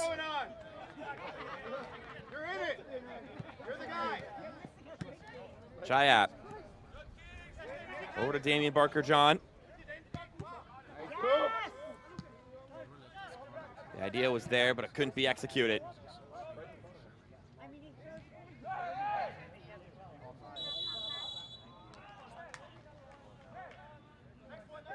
Now the whistle sounds, and that'll slow things for a moment here. Chattanooga with a promising attack. Not to be converted. It's once again number 9, Damian Barker John, who was the protagonist on that occasion.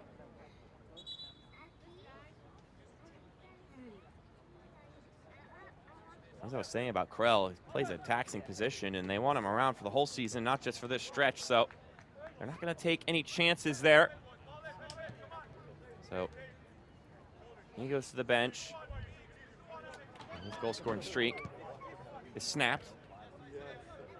Still has 9 goals in the season, though, so they'll be looking to still tack onto that one as the year goes along.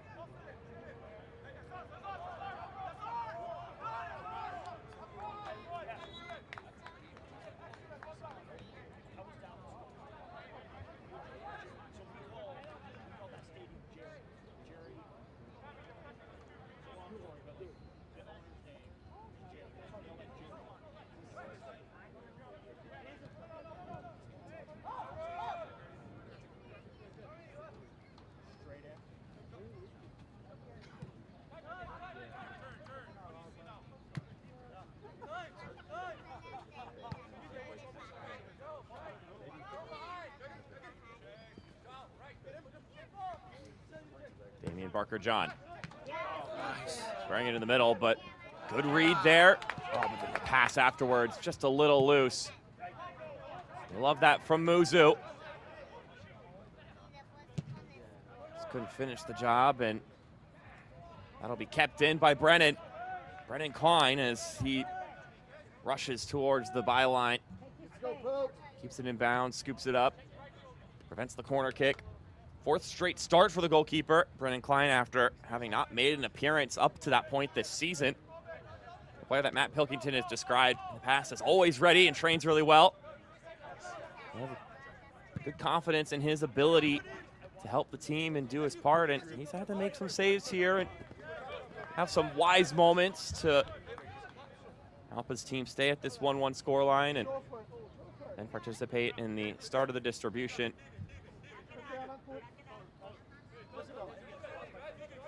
Put his team in the right position to go forward and make something happen on that end.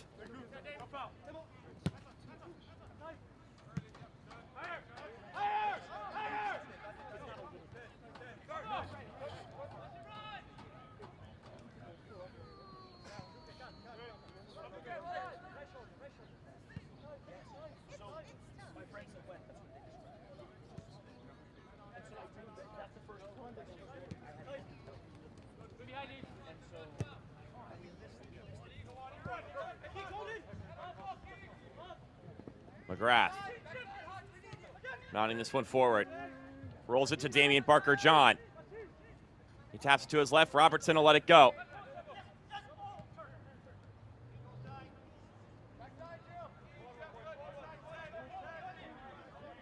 Ball over to the channel. Oh, that's a good step. Sorensen still going. Knocked out for a corner kick. Chattanooga starting to poke and pry a little bit here in the second half. Now a corner kick is their reward. As this portion of the match here is brought to you by Etihad Airways, the official airline partner of New York City FC 2. Could be a moment where the hosts need to lock in here defensively, depending on just how dangerous this opportunity is for Chattanooga.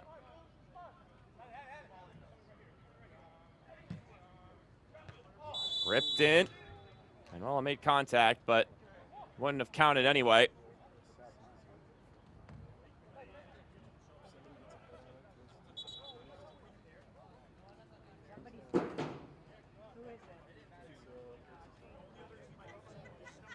Before we can get play started again, there will be some conversating for our head official, Pavel Georgiev.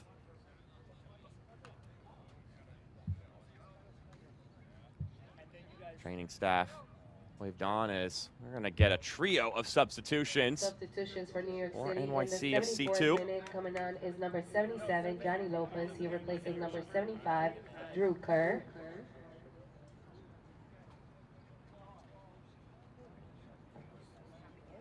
Coming on is also number 56, James Bilton. He comes The in man replacing who number drew the penalty, 81, Sebastiano Sebastiano Muzu, will sub out of the game. As you see, Drew Kerr also make his leave for Johnny Lopez. James Bilton going up top.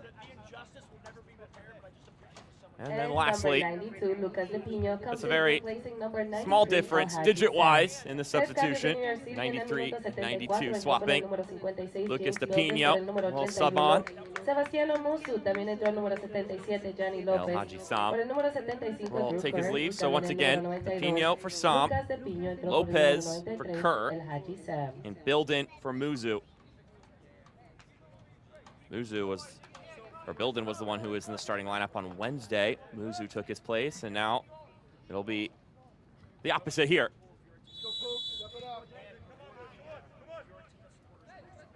So 3 changes for Matt Pilkington and his coaching staff.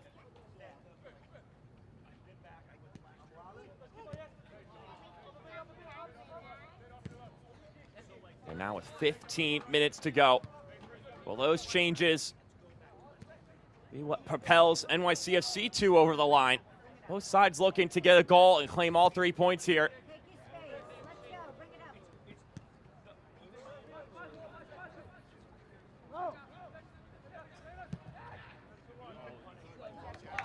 Hopeful ball over top. Bounces over initially.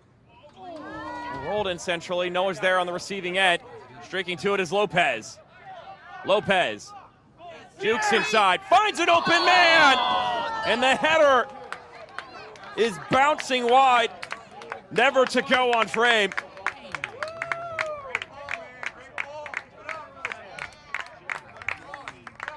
Really good stuff here for NYCFC 2.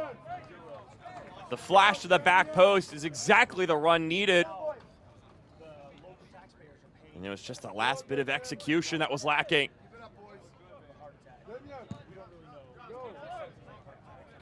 Really good work, but don't get to reap the rewards for it.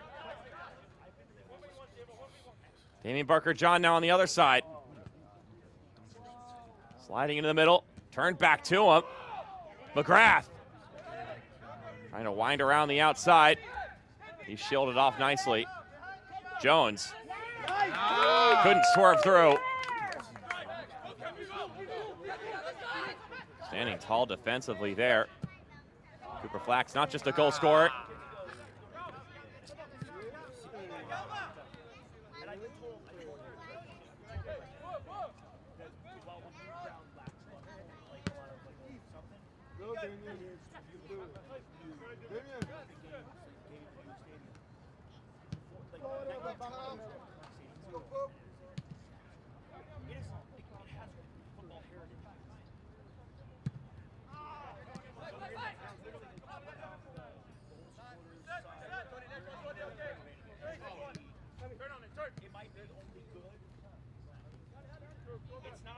Touch here from Ponce as he goes in deep to help the build up.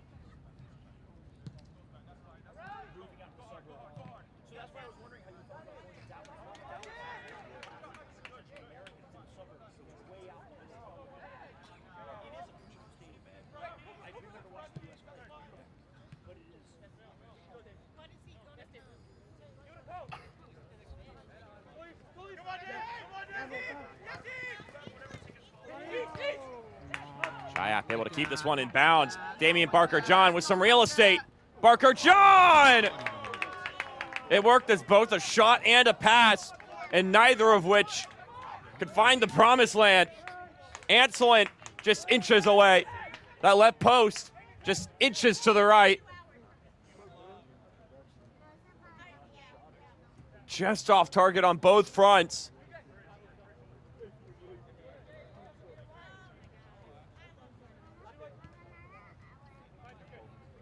So close. Now both teams, in the past few minutes, have had a chance to claim the front lead. Now here come the hosts once again. Ball won back by Chattanooga. Barker-John trying to dance through several defenders. He still has possession. Nicely done. Now they'll attack from the left-hand side.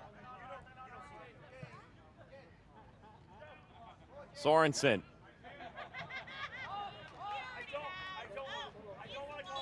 Just couldn't keep that one along the touchline.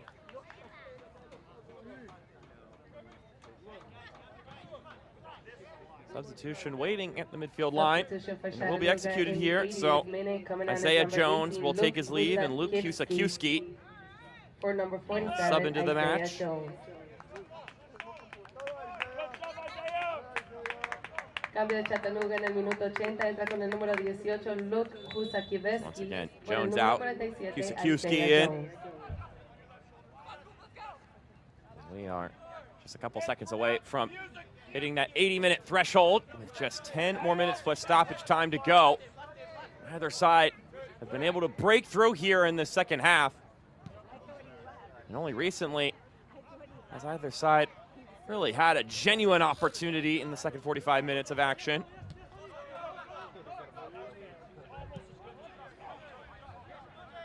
Now can one of these two teams take it that step further? Will we be going to that penalty kick shootout?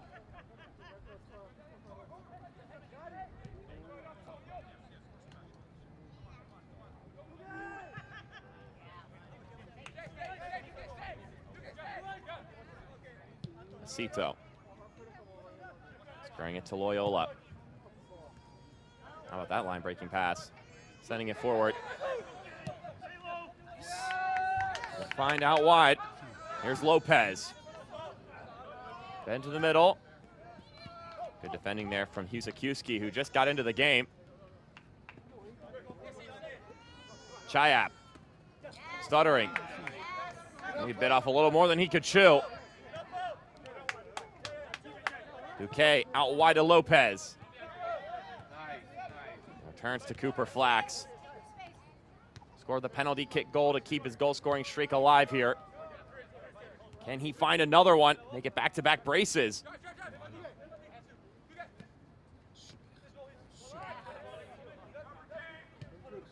Lopez. Vicious there from Duque. It takes a wicked deflection. Service rolled in the middle, and a corner kick ensues. NYCFC 2 with some promising moments in build-up. Now the opportunity from the right corner flag presents itself.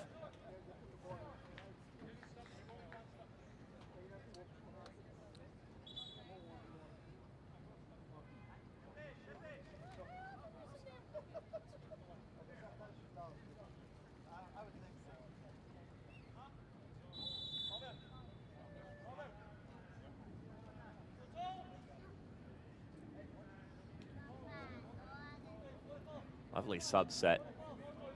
Creates the backdrop here for this set piece opportunity.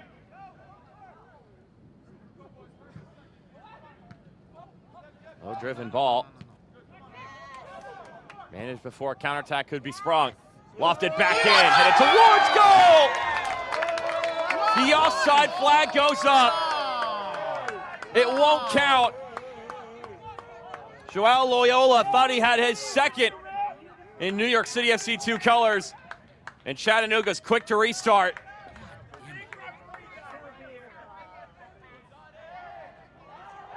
They thought they had the go-ahead goal from their center back, who did a fantastic job torquing his body and putting some pace on a shot from a good distance away from goal for a header.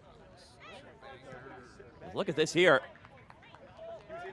Well placed, but he's just creeping behind that back line.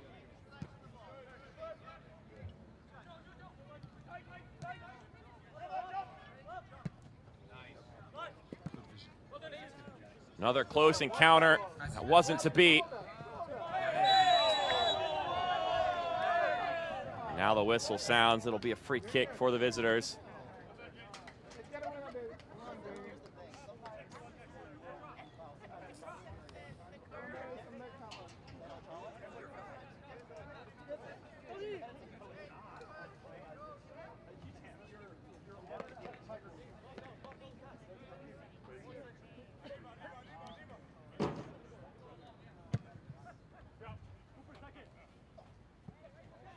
Lofted ball all the way up the pitch. Loyola able to get it out of immediate danger. And then anything looming, then erased As now NYCFC2 look to be the danger. Thought that they may have had a game winner here. The flag pops up, denying them that joy. Shayap. Nowhere to go forward, so back it goes to Jakubovic. He has to rush to that ball.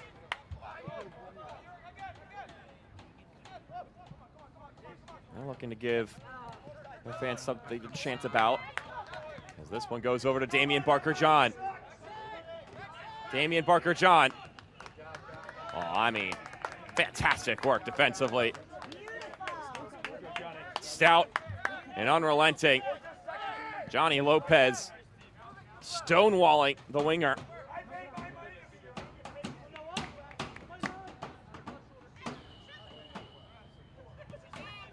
Always a little bit of road support for Chattanooga in these games, no matter how far away they get from home. Richard Dixon saying it's special what these fans are able to do. Felt it as a player. Now he feels it from the technical area. Says it's an advantage, and he also said they're not fans, they're supporters, because they are actively a part of this, and they make a difference. Talked about how some of these guys, talking about the Chattanooga supporters, plan vacations around some of their road trips, which, I mean, that's incredible. Players feel that. It can be inspiring for any professional.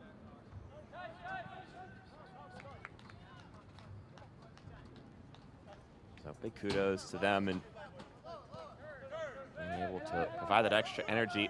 Of course, there was a good contingent at their last game, being not too far away from home base. But distance has not stopped them in the past, and I don't think it's going to stop them in the future.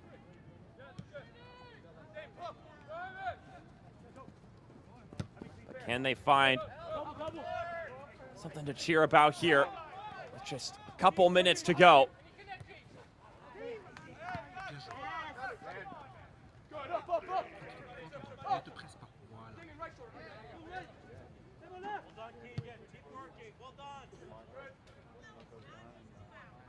Brennan Klein.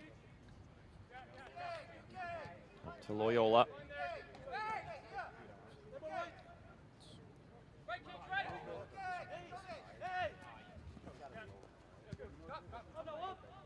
NYCFC2 right now in a bit of a streak of playing independent clubs at the moment, having just played Carolina Court.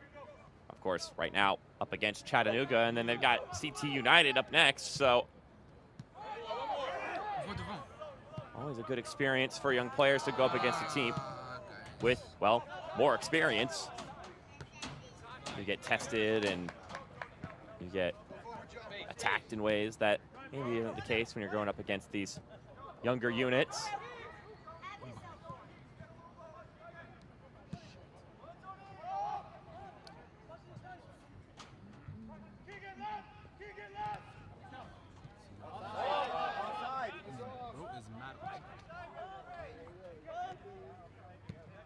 More changes getting ready for Chattanooga.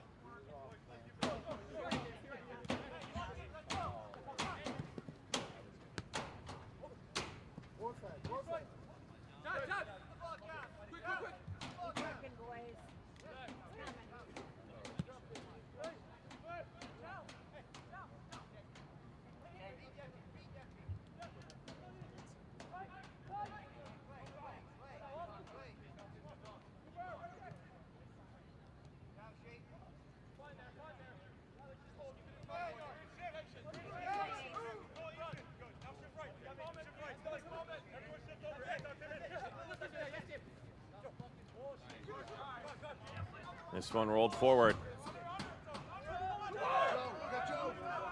Flax. He has the distance to shoot himself. He's not being afforded a ton of space.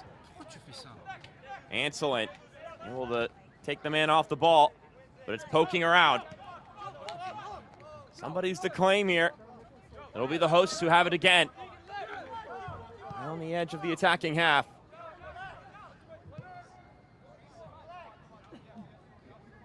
To the right-hand side it goes.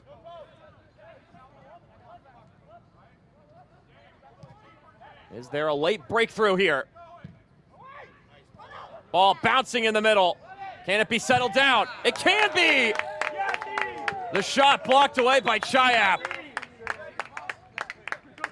Camilo Ponce brought it down nicely.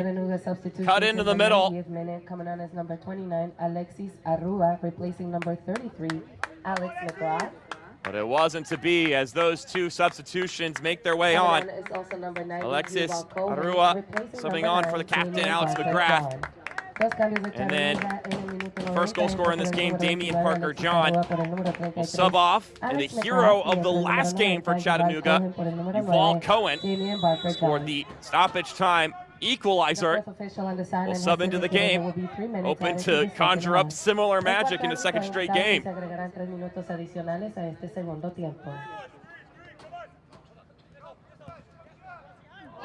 Sliding ball makes its way all the way through. The shot is taken, and it goes over top. Took a touch from Jakupovic. So that'll go down as a save and a corner kick.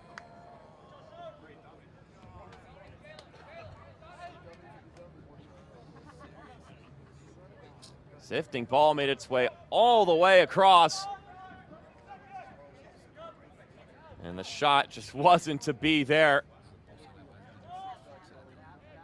What a moment that could have been, though, for David Duque. Worth noting, Duque turning 20 years old today, so happy birthday. He loved to get a second goal of the season as a bit of a birthday gift, but, well, that won't probably be the case here on the corner since he's the one going to the flag. So how about a third assist maybe for your birthday? That's not too bad. They deliver a nice ball here from the right corner flag.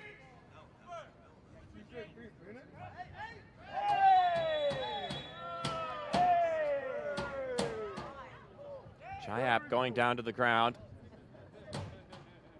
Rifle hold play for just a moment.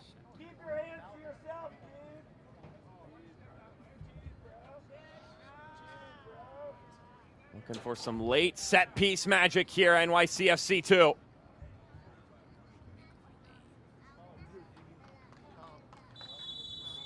The go-ahead's been given.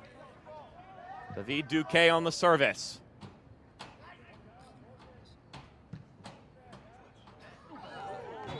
Punched away by Jakupovic. One more. Let's try again from the other side now. Just swapping corners here.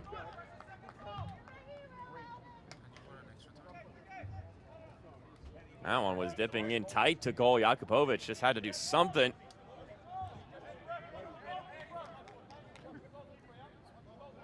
Here we go again.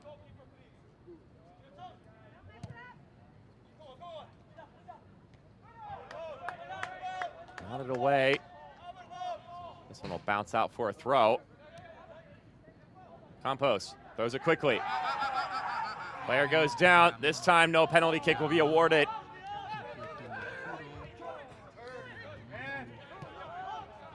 Penalty kick that brought this game back to even terms. Klein.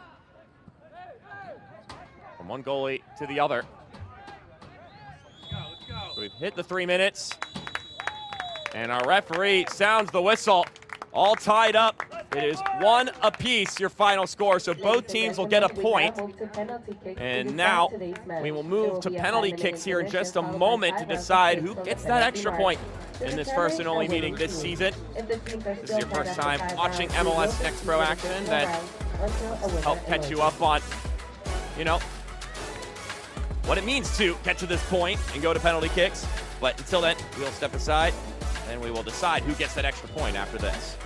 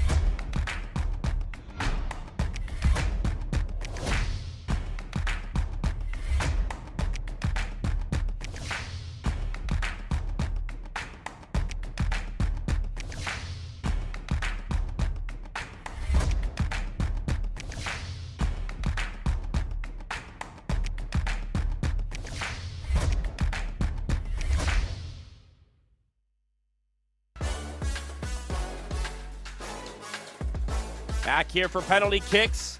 Belson Stadium. A point apiece, a goal apiece for NYCFC 2 and Chattanooga FC. Mark Schoenster with you here on the broadcast. If you're wondering why we're going to penalty kicks in a regular season game, that's because, well, in MLS Next Pro action, if it's a tie, we're going to award an extra point to a team that can win in a penalty kick shootout after 90 minutes. So let's take a look at the goals that got us to this 1-1 draw. Damian Parker John opening up the scoring in the first half, making it 1-0 in favor of the visitors. Just kept striding forward. And then on the other side, Sebastiano Muzu knocked over in the box by Sorensen. And that means a penalty kick that Cooper Flax would put away, make it 1-1, and we would not find any other goals after that. So 1-1 would end up being your final score.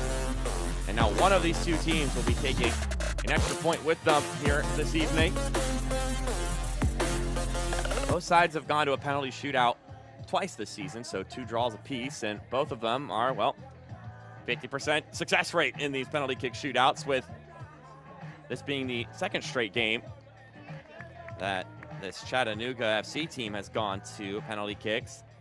They won the one last Saturday against Atlanta United 2, and then were unsuccessful against Huntsville City back in March. Meanwhile, for NYCFC 2, their last penalty kick shootout was back in March against Red Bull New York 2, their rivals. It was back-to-back games that they went to penalty kicks. They lost to Columbus Crew on the 8th, and then a week later, they were able to beat Red Bull New York 2 in a game that also ended 1-1, by the way. So it's been a hot minute for them since they've gone to penalty kicks. Meanwhile, it's been the opposite of that for Chattanooga.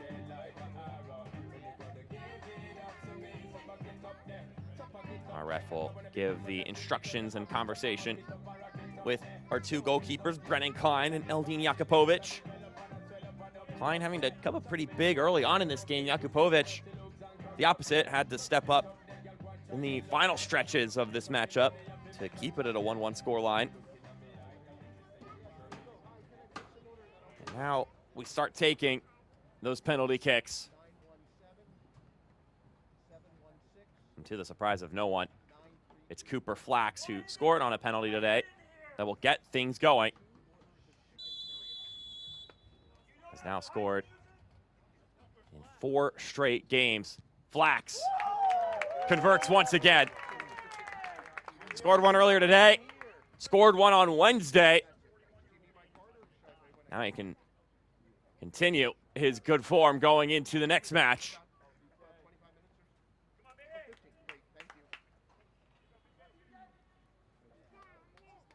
It'll be Tate Robertson who will now step up to open things up for Chattanooga. A player who is very good in dead ball situations, can really whip up a great cross or shot in those moments. It'll obviously be the latter in this occasion. But can he beat Brennan Klein? Robertson does just that. At the end of round 1, it's New York City 1, Chattanooga 1.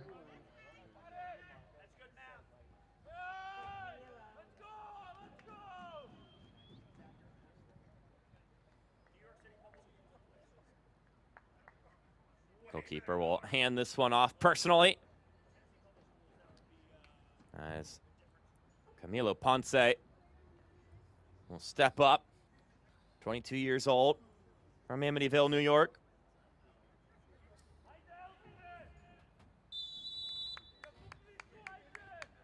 Takes several steps back as he's one-on-one with the veteran goalkeeper, Eldin Jakupovic. And he'll also slide it home.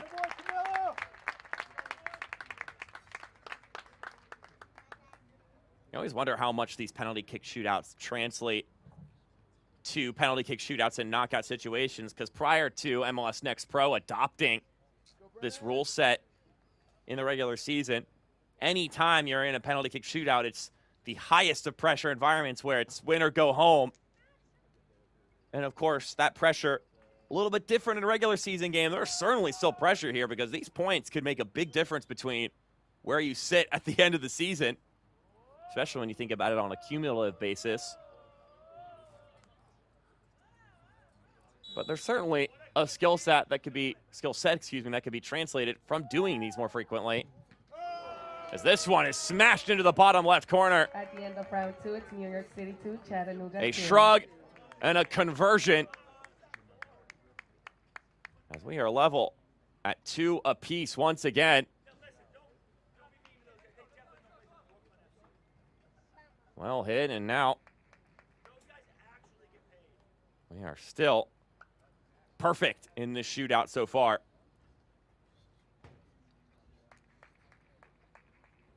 Joao Loyola, who for a moment thought he had won this game for NYCFC2 with the header. Offside flag goes up, denying him that delight. And he sails this one over. Our first miss of this penalty shootout. The center back tried to pick out the top corner. Too much lift on it. And now an opportunity for Chattanooga to get the edge. Yuval Cohen will go to the line.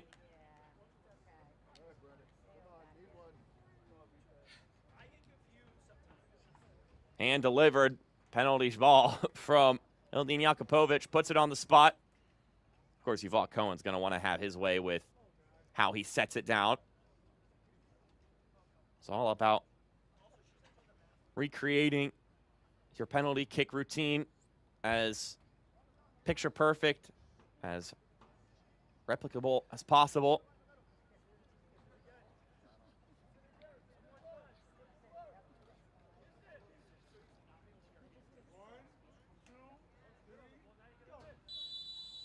All right. Cohen with the chance to give his team the edge. A stuttering, and it's too much float on that one. Caught by Klein. A lot of theatrics there. And it ends up not working out for Yuval Cohen.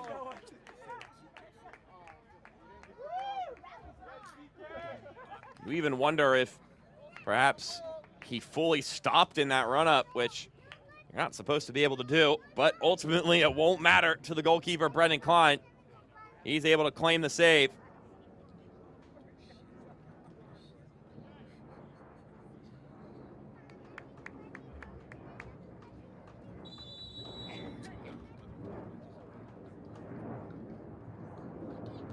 And now, this one rocked home.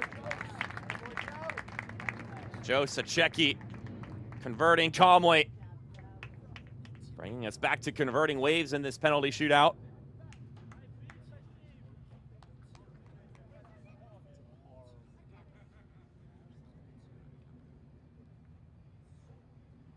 Now we'll get Luke Husakiewski from Davidson, North Carolina.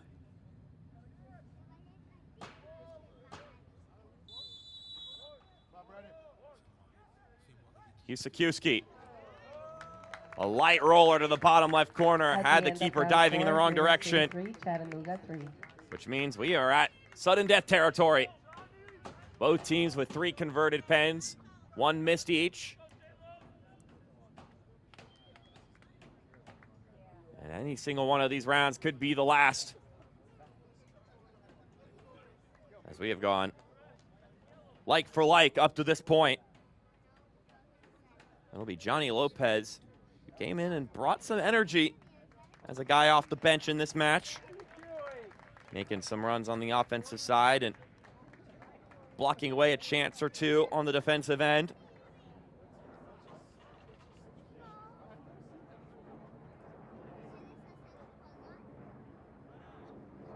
Lopez, 19 years old, his 4th year playing with NYCFC2. And he's able to lift that one in. Gives a hard flex. And NYCFC2 have the advantage and are asking of Chattanooga to keep up or else this one's over.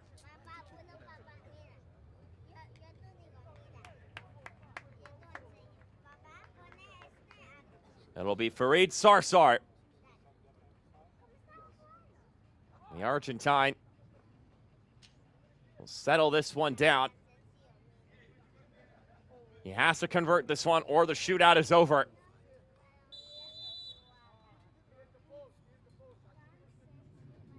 All the way back to the edge of the 18. Slow run up for Sarsar. And Fareed Sarsar, picture perfect on that one. At the end of round 5. Thread the needle right up against the right post. And we continue.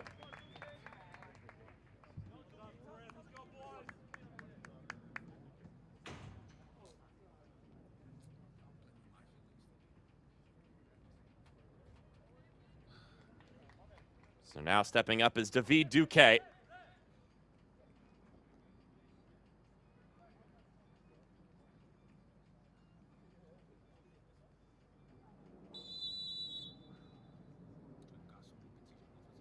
Turned 20 today. And it's saved. Knocked out by Jakupovic.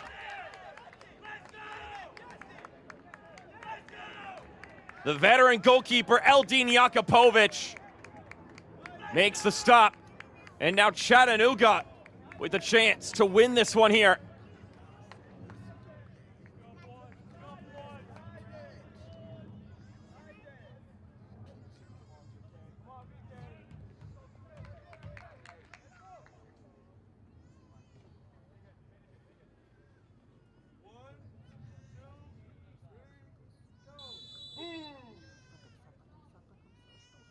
With a chance to put this one away.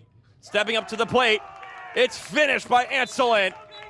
And Chattanooga claim the extra point here on the road. Second game in a row that they do just that. Keegan Anselin finishes the job. 1-1 your final score. 2 points claimed for Chattanooga here. Kickoff is set for 6 p.m. For more information, visit NewYorkCityFC.com. That is how this game will wrap up. 6-round penalty kick shootout.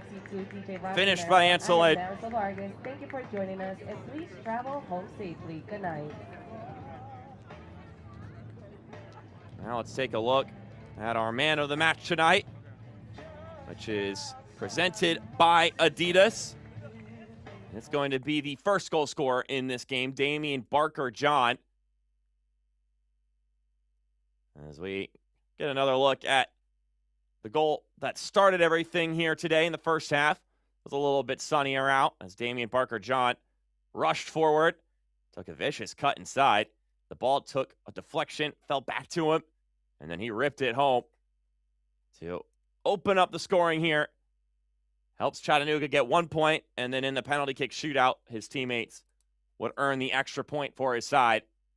As we come to the end of this game and this broadcast, for our entire MLS Next Pro broadcast crew, I'm Mark Schoenster. Once again, our final score is 1-1 with Chattanooga victorious in penalty kicks. Don't forget, you can watch MLS Next Pro all season long at MLSNextPro.com and OneFootball. Have a good night, everybody.